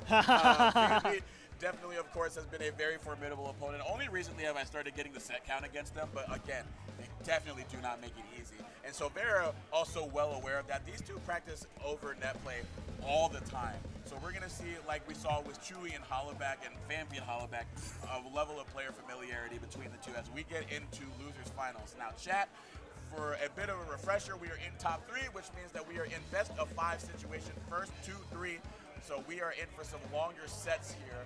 So we've got plenty of time for these people, these players, and these characters to all get comfortable with one another. So we will see how that develops over the course of longer sets. Absolutely, and these two, I would actually like pin them as both very momentum-heavy players. So we'll see how, like, I guess these two clash heads, and I'm really interested to see how, especially, I feel like considering how Silvera generally likes to play neutral, especially with I won't say Bloomerang, but Iori, looking for a lot of these run-up, wait, and then trip guard 2Bs, looking for hops. Hinako having a very floaty jump and a very active jump CD, like a good JC that hits downwards. I want to see if Phanpy is able to leverage that in a lot of these aggressive situations, or I guess leveraging that in order to establish their aggressive pressure and like make situations happen for themselves. And not only that, but that delayed 2B can get caught by that reversal command grab as that well is if true. you're not ready to just immediately jump after the whip. But on the flip side of that, Silvera can also just DP if they see a floaty jump. So, that's the beauty of fighting games. We'll see how it works out. Absolutely here, and we're going to see these two teams again. These three characters on both sides, we know what they're going to throw at each other. Again, like you said earlier, they're only going to give each other the best, and the 3 best characters on both sides, Phanpy, of course, being the Hinako, the Yashiro, the Terry Bogard, of course, and Silvera on the Iori, the Blue Mary, and the Rock Howard. So both players have men with stars on the back of their jacket. We will see which star shines brighter and which will have a date with Boomcube, who is sitting in the back next to Hollaback, looking on, potentially seeing who they will go against. But before we get there, we might be in for a barn burner. Well, we are here sitting here. It's Connor that makes the maximum. Like, I don't like you. Like I said, 2 shining stars, 2 of our, or like what you were talking about, the stars on the backs, 2 rising shining stars that they could go to KOF scene. And we got that. We got the dad that stepped up. and a little boy in the back, or I guess like son. So we'll see how this goes. I wonder if the crowd noticed that they did the Ashinojo Psych BG's handshake. That's a deep cut. Oh my god, that's so good. But here we go. We're in for a good set between these two. Losers finals, best of 5 once again between Phanpy and Silvera. Winner will move on to fight against Boomcube. Will Silvera fight and get a rematch against their fellow Underground Fighters teammate, or will Phanpy provide some fresh blood for Boomcube to have to play against? But let's see how it plays out here. Early advantage here from Iori. Absolutely. Nice call out on the overhead. Pressure. Did we spend the bar? No OTG. Good frame trap. You see some early staggers and frame traps here, trying to keep Phanpy guessing. And oh my goodness gracious, an offensive clinic here to get things started. Iori, show me what your mama gave you. Silvera definitely having their foot on the gas pedal right at the start. Here comes Phanpy again, the star of the show last set for sure. But again, we'll see how familiar Silvera is against the small sumo girl. But right now, sitting in a very comfortable range and still maintaining high mobility to keep Phanpy guessing and neutral. Yeah, backdashing tackle not only establishes a lot of space in order to react to a jump or something, but it does get over these Duskois. Wow, nice anti-air. I love the backdash there, getting out of the stop. No, I agree. Ooh, ah! Mix? This is punishable? No. Oh, I guess it's not. Shows how much I know. Nice backdash on the grab. Stuck to their guns with guessing on the strike throw. Finally getting the backdash reported against the command grab. And La Taqueria once again opening its doors. My goodness gracious. Sneaky cross up from Silvera. Unbelievable. That is such a tough ask for anybody to guard. But it's not on Silvera to do something that you're gonna have a comfort in. He's trying to win the game right now. Absolutely. It's on Phanpy to say stop. Oh, no confirm. We got to get him out of here. I agree. Yep. Quick one bar spin off of the low confirm there from Phanpy. Good stuff here. A big drawback to Terry Bogard is he doesn't have the most accessible conversions as opposed to the rest of the characters in the game. But Phanpy has been so consistent in their conversions with the character. And especially from this mid, like you said, like you mentioned, this awkward mid-range for Terry. They're doing a very good job, I guess, not really, I guess, essentially converting a lot, but making these hits count and putting them into better situations. But this hurts. Whoa! Unbelievable damage being done here. Gonna go for the empty jump. Yeah, Zeno. Oh, unfortunate. Oh, man. Yeah, that's the fault of rising tackle there. Just gonna slightly glide on over it. But you saw Silvera very ready to challenge that pressure sequence that Phanpy represents a lot. Silvera want to control the pace of the match. Slow. Oh, anti-neutral here too. Oh, but the anti-neutral going to be rewarded with the EX slicer. Blue Mary putting down the puppy, as she likes to say, against Terry. And that is going to be game 1 going to Silvera over Phanpy. So Phanpy doesn't look too phased. Like they understand what it is. They, like we mentioned before, they play a lot. So I just want to see them compose themselves a little bit and not necessarily, I guess, like try and force scramble so much, because Silvera is very aware of, I guess, like we mentioned before, these win conditions. And then Phanpy's strong win condition, especially with these first 2 characters, is in the scramble. Nice throw. Great awareness there on the part of Phanpy there. Now Iori is finding themselves in the corner. We saw the offensive clinic on display in game 1, but now Phanpy putting Iori in a bind here. Look at this control. It's late at night, I understand. It's hard to block the taco. Ooh, oh, tried to roll out. Oh, no, the command grab just for that, but the reversal wake-up throw there. Nice block on that cross-off. Wow. Oh my goodness. Ooh. Phanpy is going bananas right now. The almighty JC bestowed upon us by Orochi himself, but we might have been bestowed with these reactions with the ADP, and then the neutral jump in his JB into the sweep to close things out. Silvera still winning the point war, although not as dominantly as before. So Phanpy now making some headway on that life bar. Now Hinako does not have enough of or as much of a mess to clean up here. And it looks like she doesn't need it, being very miserly with this bar, but you know what, it's working out. Swift jump out of the corner there for Roy. Big stuff here. Going for a chip. Oh, a nice back roll, but I'm not sure. That was a hero GCD roll, but nice awareness of the fireball. Good stuff there. Long recovery on the fireball of Iori, but Phanpy was quick enough on the trigger to where that long recovery might not even matter. Not just getting that out right as soon as they saw the fireball start up. Now Silvera doing a very good job. Okay, opposite rollout. We want to keep this mid-screen space. Mary coming in, but quickly finding themselves in the corner here. Quick stand CD, gonna confirm into the slicer. Gonna catch him on the other side, but not gonna be able to punish the command grab. Not gonna be able to punish the EX Doskoi either. Jumping out of the close D. And Phanpy is actually, I believe they actually need to try entering a little bit further back instead of dashing up and doing, but wow, what a situation.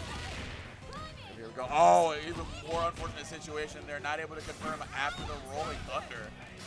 Whoa, that was so ballsy. Wow.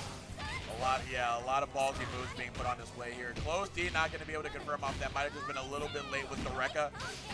Doskoi catching the backdash here. Yeah, you're seeing Phanpy now glue onto the fact that Silvera trying to backdash as soon as they can against that Rekka. But stifling the storm does Silvera. See you, Blue Mary says to Hinako, but they're going to be seeing some Terry Bogard action once again. Can Blue Mary take it over him again? But Phanpy coming in, 2 bars in the dream. That max mode does a lot of wonders for the offense of this character. Yeah, Terry doesn't need to do much to get Blue Mary out of here, and then we'll have ourselves a good even game. But as I say that, the coveted bar C spacing trap that Blue Mary can do. Wow. Unbelievable throw protection against the real counter. good roll back. Wow, what a reaction DP. Can't counter that. Up power geyser against real counter. My goodness gracious. Phanpy saying I'm not taking any of this lying down. Father and son. Yep. Oh, but here we go. Teaching the old man a little bit something with the jump over 2B. Not going to be quite enough, but the Raging Storm does send the message here. And this is great position for Silvera. We got to make something happen. We don't block those. Yep. Setting up the meaty after the burn knuckle whiff. But this is looking great for Silvera right now. Phanpy has to make a miracle happen. Neither of these characters sitting on much bar. Terry is afforded the opportunity for an EX special, but not going to be able to use it. Rock Howard closing out game 2.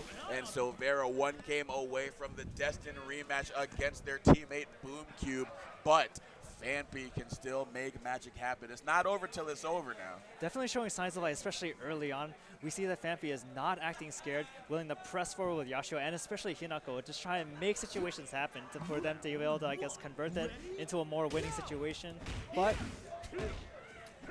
running up with the haymaker, showing again like you're not afraid. Oh, but what a whiff punish on the Mexican brain dance there from Yashiro. These sweeps, or these whiff sweeps, have been killing Phanpy. Connor's so ready. We were ready to challenge there, but not necessarily going to be able to convert into the lariat to get the full combo that you need. Nice 2C anti-air. Gonna get the OTC as well. Good delayed DP there from Phanpy, switching up the timing on defense there. That's player awareness. Some different looks. A lot of jockey position. A little late on 2C, but that's fine. Phanpy slowly pushing their way. Not close enough to punish the Shatter Strike. Yes, footsies. Throwing out that 5B, but still gonna get the counter hit into the OTC after the fact. Advanced Strike trying to catch him guessing and catching you, standing up the 2B after the fact. Yori 2B, such a good one. So very aware of the cadence that Phanpy wants to play at, because you saw they noticed like it was a 5B footsies, and as soon as they went in, something bad happened. But oh my god, speaking of going in, Hinako time. No anti-air, you're gonna die for this. Unbelievable. Even blocked the jump in, but wasn't ready to block the low-hitting close D. Like the announcer saying, wasting no time. Hinako was the perfect on the board against the Yagami, but Blue Mary has been a menace the entire set for Phanpy. Yeah, this character is a menace for all of us at any given time, at any given bracket. That is fair. That is fair. This is not, anybody can get it. Here we go, but we're going to get hit by this huge combo. Not going to spend any of the bar, though. Just going to opt for the meterless. But again, good pressure after the fact, so it's not the worst thing in the world to be miserly here. Phanpy slowly find the way out of the corner. Backing up a little bit, try and catch the air attempt. That looks so fake. But it's okay, nothing bad happened. But Phanpy put themselves in a corner as a result. Just it's looking a little dicey. Everyone's playing slow. Yeah, I like that. Just holding down space with these neutral jumps and the retreating jump. Whoa, jump scare though. You want a jump scare? How about EX real counter? I heard you like to grapple, young lady. I heard you like to grapple. And I heard you like to go. I heard you like to go jump in into low button as well. So a little bit of a taste of your own medicine, a little bit of Robitussin on the tongue there for Hinako. But in comes Terry Bogard. The last chance for Phanpy. Will we get some romance, or is there no love in the heart of the city? City of Wolves, rather. A wonderful anti from Silvera. Wow. I don't know what you were looking for, but you got it, dude. What a finish indeed there from Blueberry. Gonna set up the real counter. You can definitely feel Silvera feeling all the momentum currently. Definitely in Phanpy's head right now. Yep, trying to keep it up as well, using the guard cancel offensively to keep Terry in the corner. But we're still fighting our way on out of there. Nice reversal. Ship is a factor now, so Blueberry gonna have to play around that. Oh, expecting a DP back, but that's oh my unfortunate. gosh! EX Slicer not going to quite finish it. Both of them living on a pixel and a prayer. Here comes the big one, though, but the big one is going to whiff. But we still got a big old JCD to close it out. And we've still got Rock to get through, but a glimmer of hope. A light at the tunnel, at the end of the tunnel is still present. Oh, you know, heroes don't exist in the real world. But really strong showing from Phanpy. Even though it looked like a bit, even though score would say otherwise, still, there was so much adaptation back and forth and just a lot of matchup familiarity between these two players. So good stuff to Phanpy. They placed third, I believe. Third? Yeah, it's podium. Top 3. That is podium status. Yeah, unbelievable run there from Phanpy. Hey, I need everybody in the crowd to give it up for Phanpy going out at third. Good stuff, Phanpy. They're not listening because they're too busy getting hype on their own. Fantastic. We do have a set to definitely get hype for. As you've seen how Top 8 has played out the entire night here at Climax of Night Season 6 here in beautiful Norcross, Georgia. It has been such a fun event, but all good things must come to an end because we are now back at Grand Finals, and it is once again a rematch of the winners final set between the two Underground Fighters teammates in Boomcube and Silvera. We've gotten everything before that settled, but now we've got to see the dust clear and who comes out on top. So will it be again, or will it be the young blood, Silvera, or is Patrick going to take this home to North Carolina even though you are officially Georgia?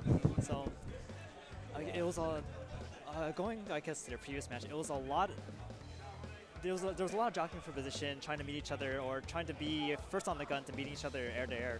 But like towards the end of the set, it was much of Boomcube's control of, I guess, pressure situations and a KOF shimmy, like 2A, walk back slightly, CD, Iron Trigger, especially with the K-Dash. Oh, yes. And Silvera being caught unaware, or I guess being a little bit antsy in a lot of situations. So I really would like to see him play a little, I wouldn't say slow, but just like understand what Boomcube is looking for instead of trying to force situations so often. Yep, and to that end too, with Boomcube coming over from winner's side, the heat is definitely more on Silvera. He's going to be feeling more of a sense of urgency because while Boomcube is on winner's side, he has more games to play with, definitely doesn't necessarily need to put the foot on the gas quite yet. Like, he could afford to, go into a reset if he needs to. Of course, definitely wants to win in one set, but in the event that it goes to a reset, he could just say, you know what, I can just take it. I can, be a little bit more relaxed in this first set. Whereas Silvera does not have that safety net underneath him. So with what you're saying about the pressure that Boomcube puts on Silvera and how effective it was in the previous set between the two, you gotta wonder if he's going to use that to his advantage here. With Silvera being a little bit more urgent in this situation. I agree 100%. All right, it looks like the crowd. is alive for grand finals here at Climax of Night. It is going to be a good one between our final two competitors. The crowd definitely showing some love to Silvera. Boomcube is going to have to tune it all out, though. But they, again, are on winner's side, so there are two sets that Silvera has to win. while Boomcube only has to win one. But regardless of how it plays out, it all starts here in grand finals between the Underground Fighters teammates and Boomcube and Silvera. If we are excited for grand finals, let me hear y'all out there. That's what we love to see. Well, what's the opening game between these two pro tags? The unbelievable energy is on display here, and the energy is just right here for Boomcube. Already feeling like they're playing with house money as they are already taking it to them. But the 6B unfortunately going to come up empty here as we get a full punish here from Nice frame trap there from CoN6S.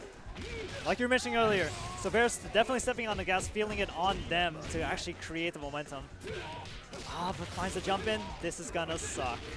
Yeah, these well-played jump-ins, like you were saying, adding to the pressure that all three of these characters, I mean, they already represent some really absurd corner pressure to put you under. So then when you're looking for that, just the KOF classic in the jump-in just adds a whole nother layer, and a rewarding layer at that. A lot of air foots is going on. No one really wants to commit to anything too big, but nice catch. Unbelievable approach there from Boomcube to get out or get Iori out of the picture here in the point war. So Blue Mary coming in, but still Iori built a lot of bar for Blue Mary to work with, and already working with a little bit of it here. But the air to air, once again, like you mentioned to start the set, Boomcube with these full jumps doing really good here. Yeah, definitely trying to fight their way out of the corner. I like how small they're playing in a lot of instances, and then once they smell blood, they opt to go in and then spend this bar that they have. Oh, but here we go. They're getting the 2B on the other side there. Blue Mary closing things out here. I think with 18 seconds taken off the clock, Blue Mary going to get a healthy bit of life here back. So basically about even on the life bar, and a bit of a bar advantage for Blue Mary here, but K-Dash doesn't seem to really care about the discrepancies because they have been cooking all night long. A little bit of hesitation on the guard cancel roll punishment there, but Boomcube finding himself back in a great position, but Connor reversing it. Fantastic guard cancel there after blocking the crossover. We're so aware of that.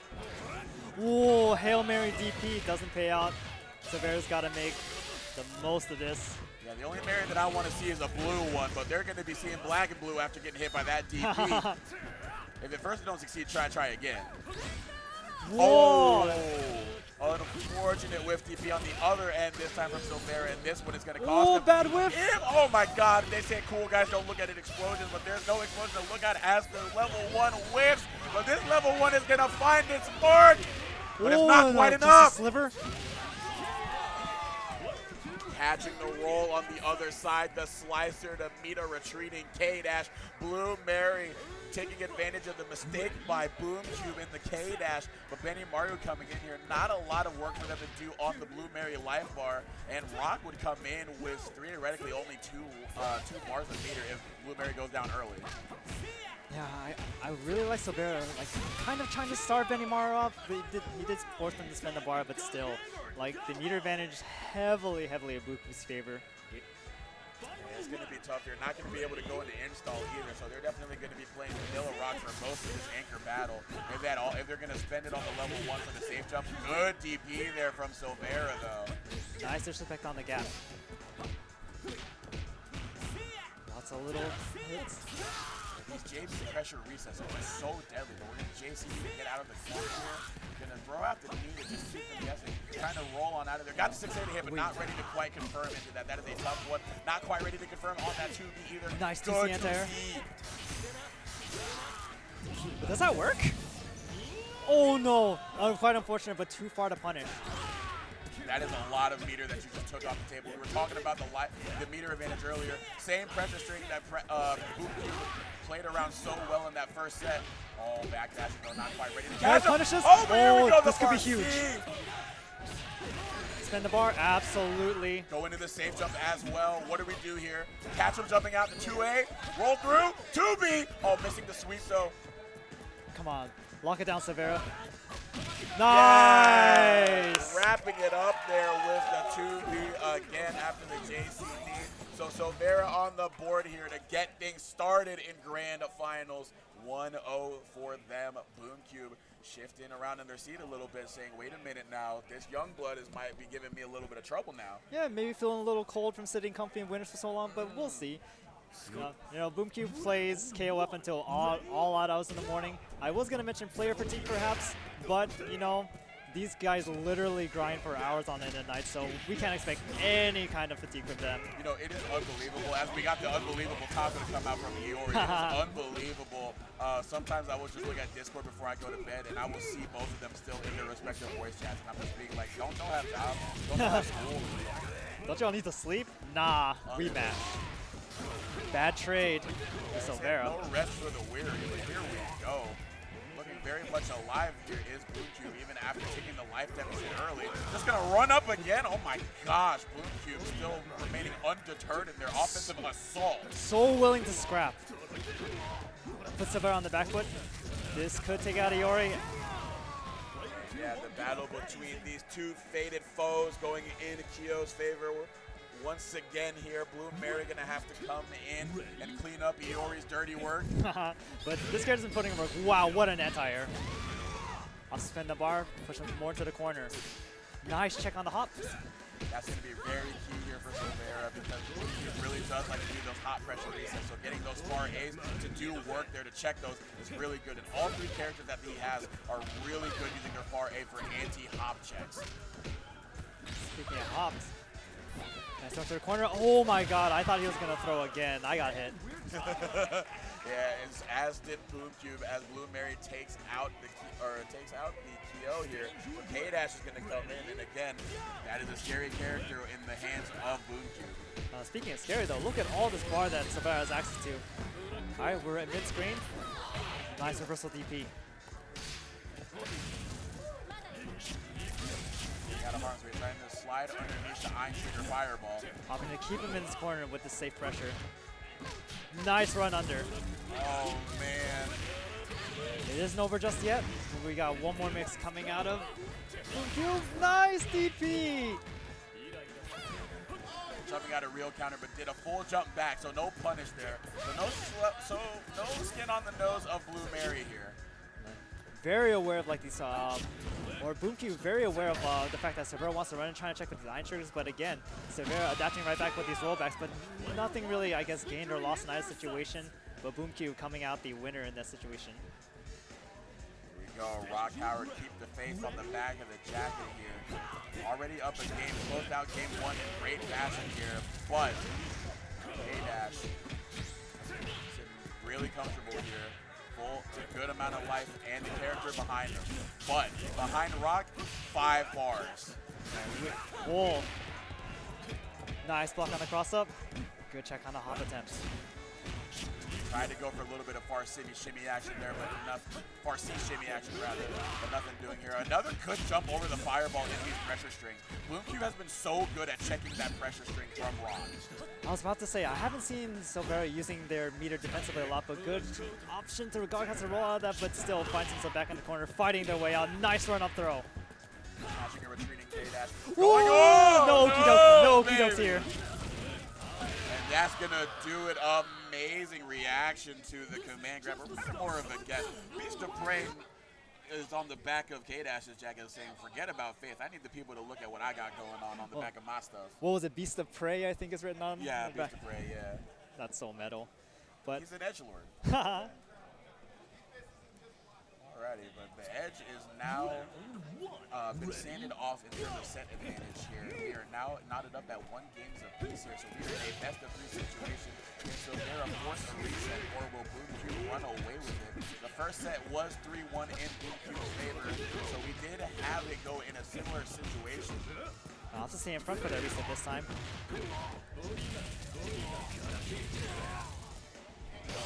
Nice. A little too far for the conversion, but Silvera not afraid.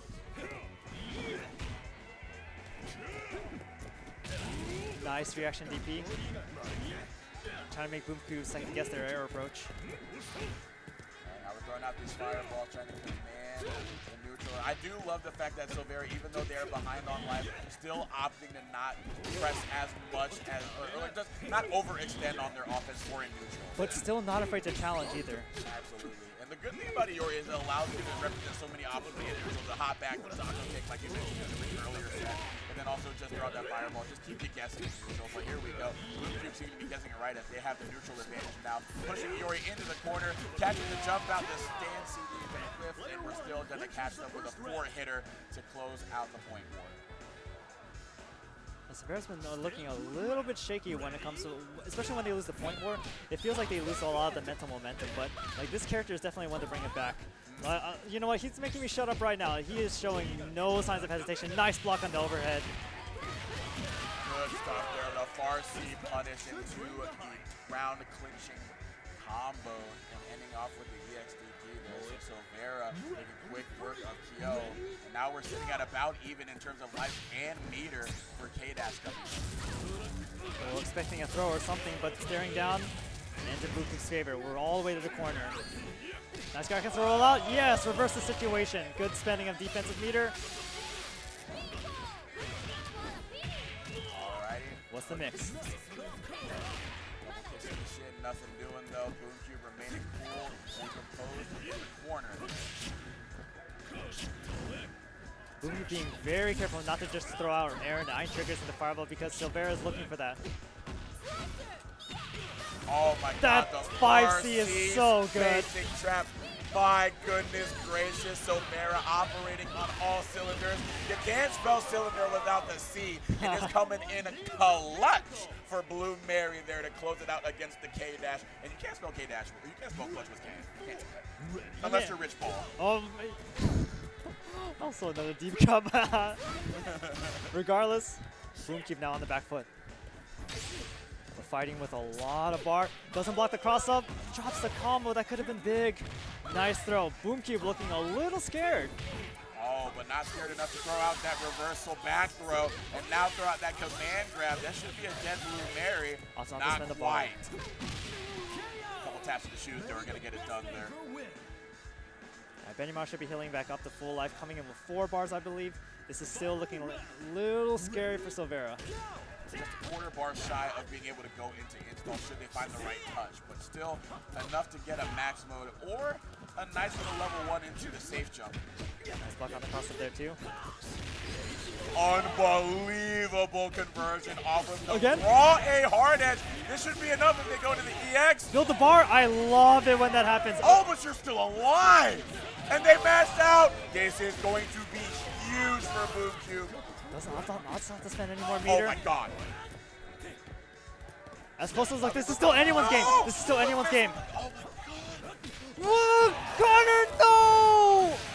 So clutch from Boomcube. My god, the pixel health there on the Beanibee and Boomcube still able to eke out the win there. Missing up on a couple of confirms, but still able to find the cross-up JB corner steal at the end there after Far C was being whiffed by Rock. Silvera had it, but just wasn't able to pull it all the way through. But still need one more game for Boomcube. We are on tournament point here. I really hope that did not shake Silvera mentally at all because that was such a nail biter.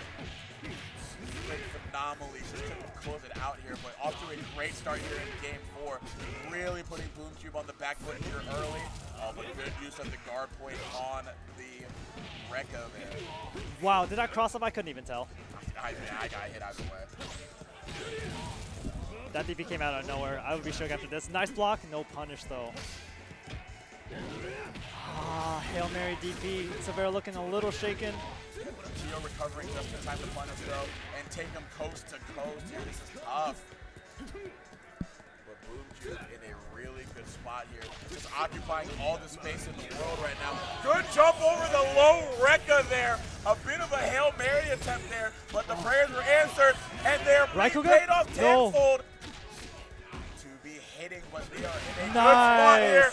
Good reversal of fortunes there in the point war for Iori and Silvera.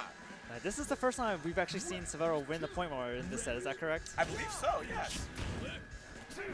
Unbelievable stuff. Oh, blocks the 2D, but no punish, a little too far. Air to air, once again going into Boomcube. Definitely a big aspect of the set that has gone out. But good whip punish on the 2C. Might have been a throw check there, but putting themselves in the corner by mistake, overly jumping in. They are both so, one thing I've noticed, they are both so aware of each other's fireballs and when they want to jump. jump, and like you said, really saw that iron trigger start up, but feinting it and getting ready to anti-air it rather than throwing out the fireball. So good stuff from Boomcube. The layers. It's so difficult to reactively jump in on iron trigger because the K-Dash player has agency on what follow-up they want. A little too far for the frame trap. Oh, good check with the 2B, the long hitting normal. Oh no.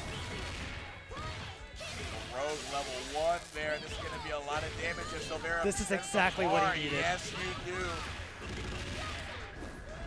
There we go. Crowd popping off in blue. Very popping out here, taking away K-Dash. An unfortunate spin on the super there. Could not have been what Boomcube was wanting there, but Silvera will definitely take it. Now, as we saw from the last round, Boomcube is not easily shaken.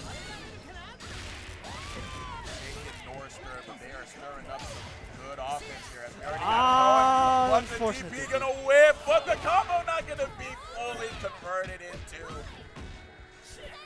Bad position for Boomcube. Silvera slowly trying to push the way back. Giving up a lot of space, but it's okay. We were trying to play reactively. We are playing with house money with the character up.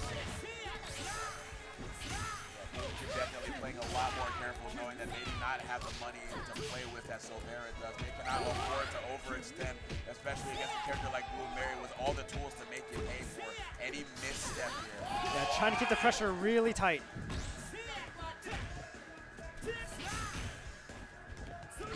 Nice patience from Boomcube very slowly trying to push Silvera back. Good guard cancel roll out. We just want the space in order to see what's happening.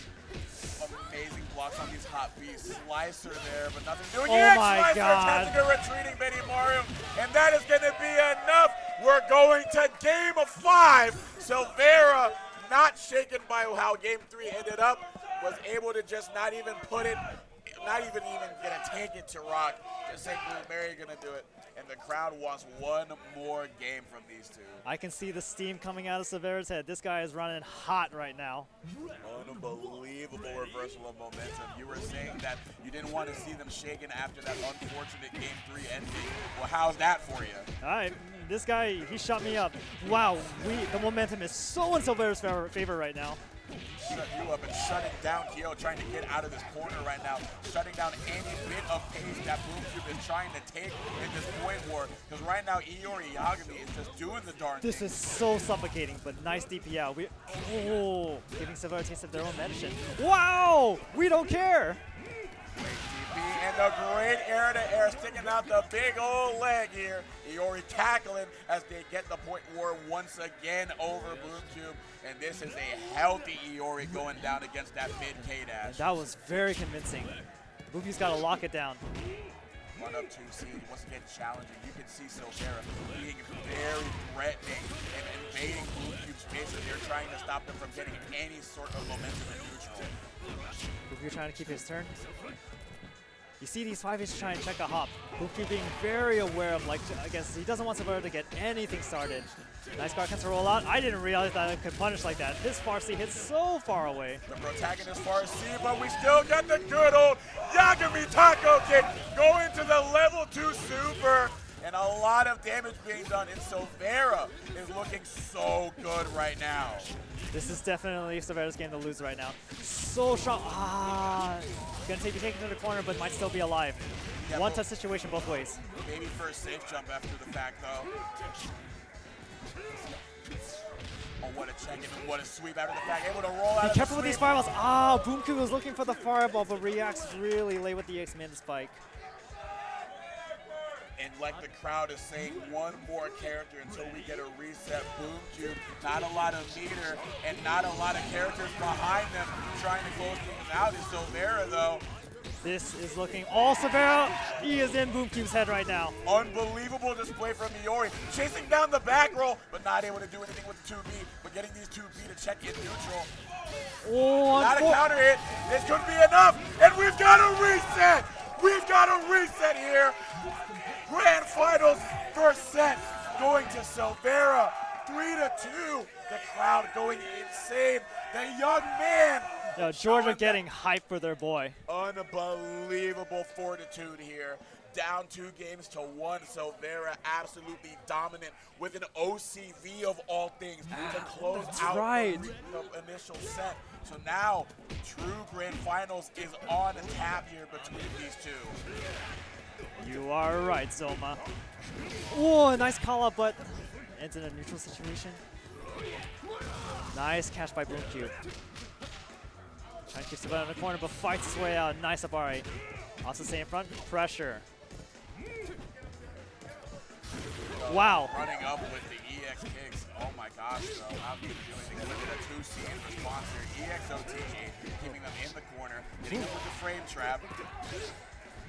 This is actually really funny because it definitely looks like it is Silvera who is like making Boomcube shakes, like hitting them with the KOF shimmies. Wow, making them crack! Wow, getting them to throw out that DP. You would think it's Silvera that's the veteran currently. Look at how they're playing right now. Absolutely solid, especially how Iori has been represented so far in this set. And we are already out to a blazing start here, getting that jump CE in and pushing K-Dash into the corner. Boomcube looking a little bit shaky here. Looking lost here. Just he's just jumping for free. This is gonna hurt so bad. This could kill. No, I'm sorry. Not yet, but this is still a lot of damage done, and getting the dome piece hit right there. My God, has Iori even left the stage in the last 5 minutes? I don't think so. Silvera Stonk's looking good right now. Boomcube still has Benimaru. He can make it happen, and a lot more bar to deal or to do damage with than he did previously, but the taco might not let him get the chance here. Oh my God. These concepts working, playing a little cute. Boomcube is looking, yes, you gotta spend your meter, but everything is coming up Silvera right now.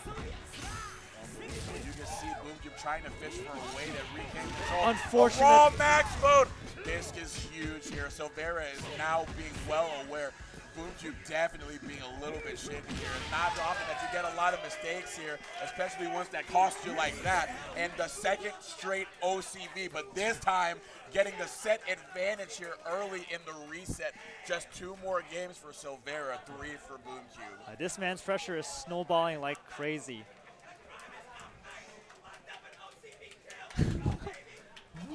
Yo, here, Kamina in the background. Shouts to New York. We love you too. Challenger. You definitely feel a new sign of life. As soon as Silvera went down 2-1, you could feel the steel resolve in the young man. But here we go, Boomcube, still a veteran, stealing their nerves themselves here, and now it's them putting Iori in a bind here early. Definitely trying to press their offense very, very, very heavily is Boomcube. Nice! What a reversal of, I guess, the situation from the last couple of matches. Boomcube does not want to take any of this lying down. He needs to put the foot on the gas pedal. Otherwise, you're just going to be playing reactive the entire time, and then you're going to eat shit for it. Yep, and for those of you who have been only in chat for the last 5 minutes, there are other characters on Silvera's team other than Iori. So we are now seeing Blue Mary come in and already getting the anti-air DP on and jump in from a Boomcube. Good tech here on the run-up throw. Spends our bar to roll back and nothing happens, but we just want to play reactively. Safe pressure. Nice area, blocks the cross under. Good sweep in response, rolling out of the way of the 5C. That's not in range for Farsi to punish that though. That's really trying to make something happen from in the air, but Boomcube doing an excellent job of just like stifling this approach with small 5Bs, 5As. Nice block. Wow! Oh my God, that's what we call the Grand Blue DP. Minus is just a state of mind, folks. Plus frames, absolutely. And now Kyo is on out of there, shocking their way through the point war, and now sending K-Dash in to clean up what Kyo could not. All right, Blue Mary's looking a little bit bruised, but still relatively even on meter. Nice throw. Momentum famous Silvera. In the corner, another throw. Whoa, real counter this time. Are you going to DP Boomcube? No, jump out, good awareness. Wow. This could be the end for Blue Mary here. I'll suspend it. Yeah, cool combos. I hit training mode, baby. A bit of a pinball back and forth there for K-Dash, just playing volleyball with himself, tossing around Blue Mary like it was a Penn State game. But here we go. Rock gonna have to come in here 4 bars though, so install could be on the menu here, but we saw an A hard edge get things started. But now it's K-Dash that's throwing out these advancing specials, trying to control the neutral here. Oh, no punish with the 2B on the jump though. Wow, nice conversion off the X-Minute spike. Again, we're in the corner. I like Silvera not cracking under the pressure there. Yep, still had a little bit to go on that guard gauge, so nothing doing there. Ooh. Oh, the TP going the other way there. Could not be what they wanted. Nice reactions. What the hell? Oh my gosh, what amazing awareness on the trade, trying to jump over the level 2. Oh, a little too soon.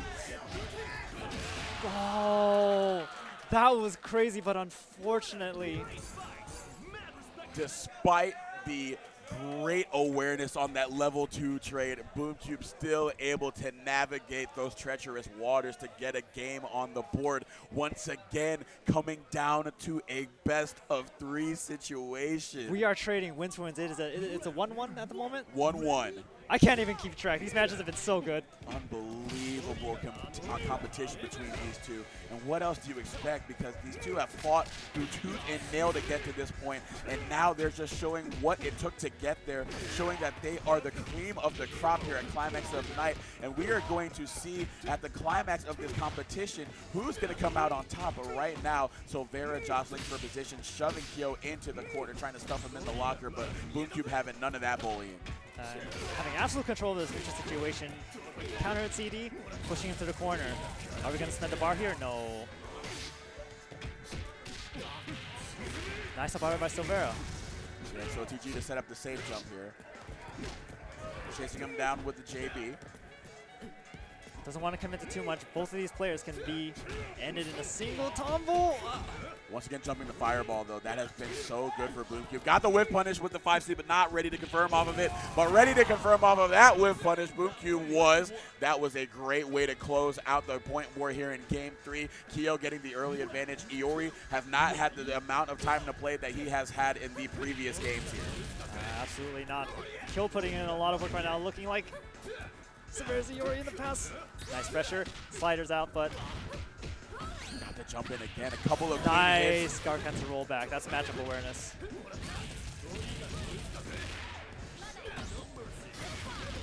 Good anti-air DP there to stop the jump in pressure reset.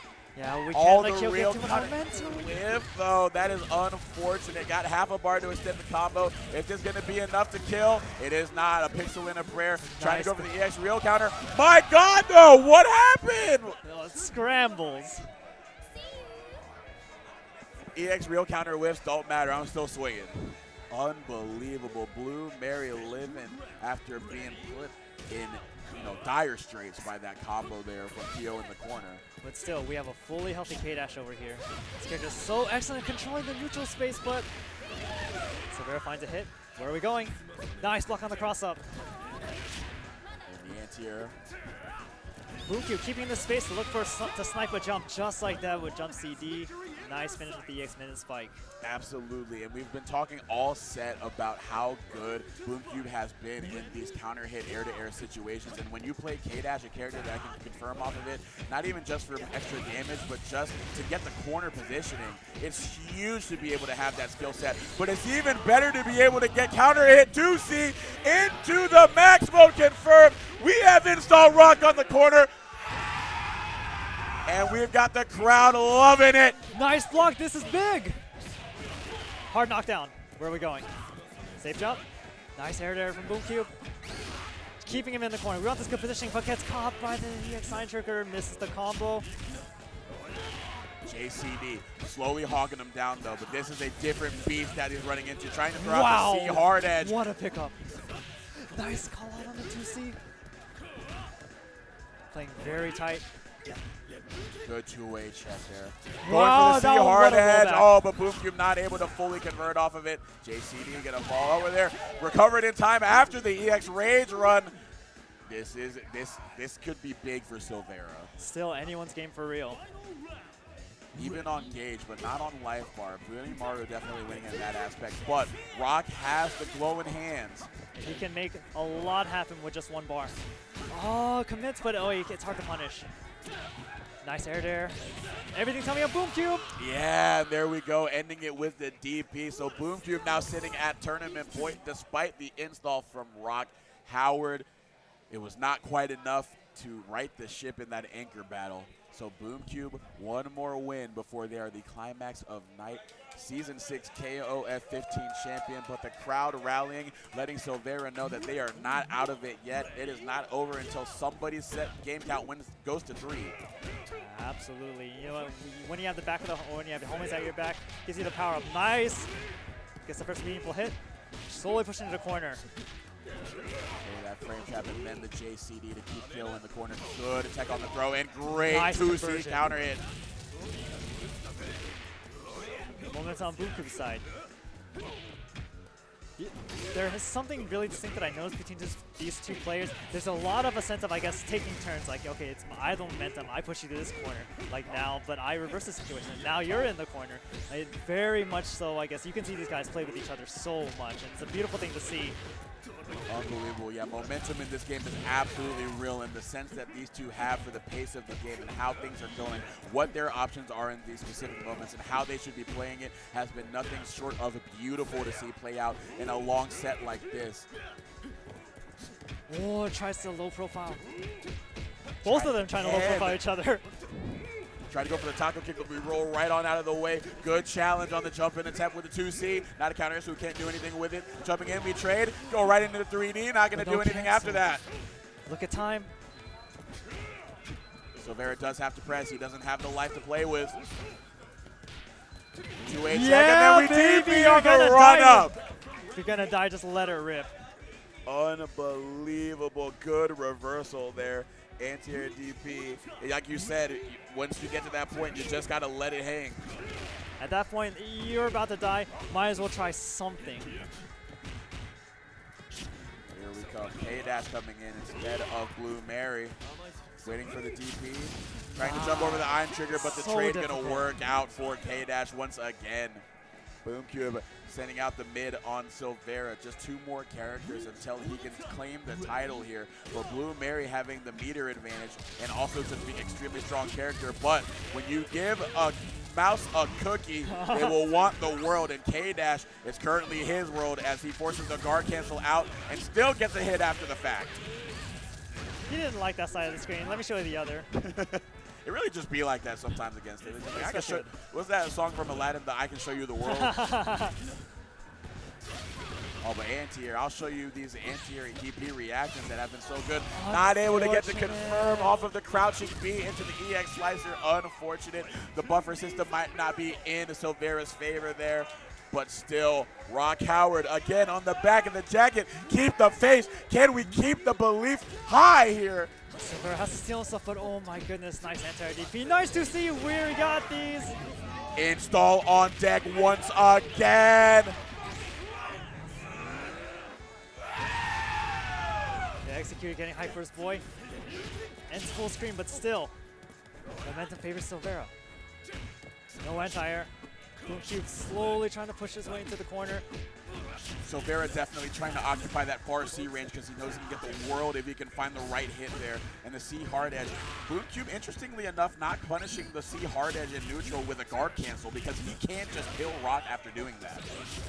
Oh, we're just going to run up with a throw. Iron Trigger, not going to be able to confirm enough of it. Got the DP, so unfortunate desperation move. And Boomcube is going to be your KOF Climax of Night Season 6 champion, and a sign of respect shown between student and teacher there as Silvera gave Boomcube everything he could handle and then some. But Boomcube, the veteran that he is, the seasoned player that he is, able to go over on the other side of the reset and take it all. K-Dash, of course, being the one to do it. So definitely, I'm not sure if Silvera gassed out a little bit after the Grand Finals reset, but still, no sloucher at all. Tried to make it happen between the 2 installs, but unfortunately, just wasn't able to, I guess, establish themselves because Boomcube was way too comfy just being able to sit there, shoot Iron Trigger, react to a jump. But again, like you said, these two training partners, student and teacher, and we got to give up to Boomcube. That man put the work in, and it shows. Absolutely, and you definitely can tell that he's shared the work with Silvera because he did such an amazing job going out at second.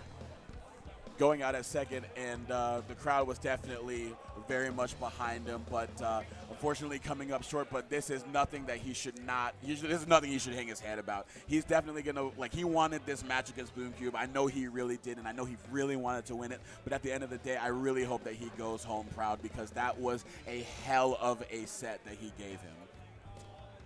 Connor always bounces back really hard from a loss. I recall during one local, I believe he lost to Sean, came back, beat him twice. Yep, I remember that. 2 separate locals. So this man is a Saiyajin. He does not stay down. So he's only going to come back stronger. And then who knows? I would really love to see the rematch against these two in a future event. Oh, unbelievable. Hopefully at another Climax of Night. But in terms of this Climax of Night, as we got the top 3 on stage, once again, Phanpy going to place Wiz third in the Terry Bogard.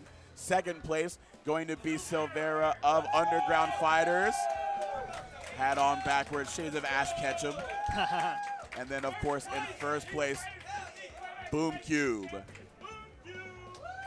So congratulations to all 3 of our podium makers, and congratulations to all of our top 8 contenders. And thank you all so much if you competed or you came out to watch this top 8 stream. We very much appreciate y'all, man.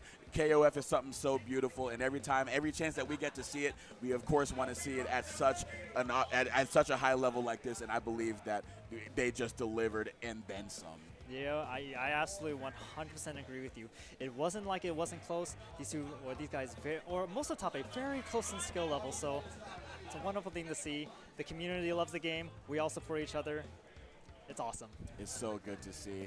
And it's so good to see all of y'all here on a Saturday night, man. Again, appreciate y'all tuning in with us. We have very much enjoyed taking you through the ride here. So many great games to commentate. And again, we've got even more action here to close things out. Tomorrow on Sunday, we've got some good old JoJo's action. We got some TSS, and we've also got some Vampire Saviors. So a lot of really good action here for the B-sides here. And then on the main side, of course, we've got all the top 8 action here. You got Uni, you got Melty Blood, you got everything that you associate with Climax of Night. So definitely make sure that you are staying in tune for all of that action. But as far as tonight goes, that is going to be it from us, and we, again, I can't say it enough, appreciate y'all lovely people here, keeping it in the spirit of KOF. I have been Zoma, and across from me has been Hime Cut. Absolutely a joy to take y'all through this Saturday night KOF action, and we hope you beautiful people will stay in tune with the rest of Climax of Night tomorrow. But regardless, have a great rest of your Saturday night, folks. Take care now. Peace, guys.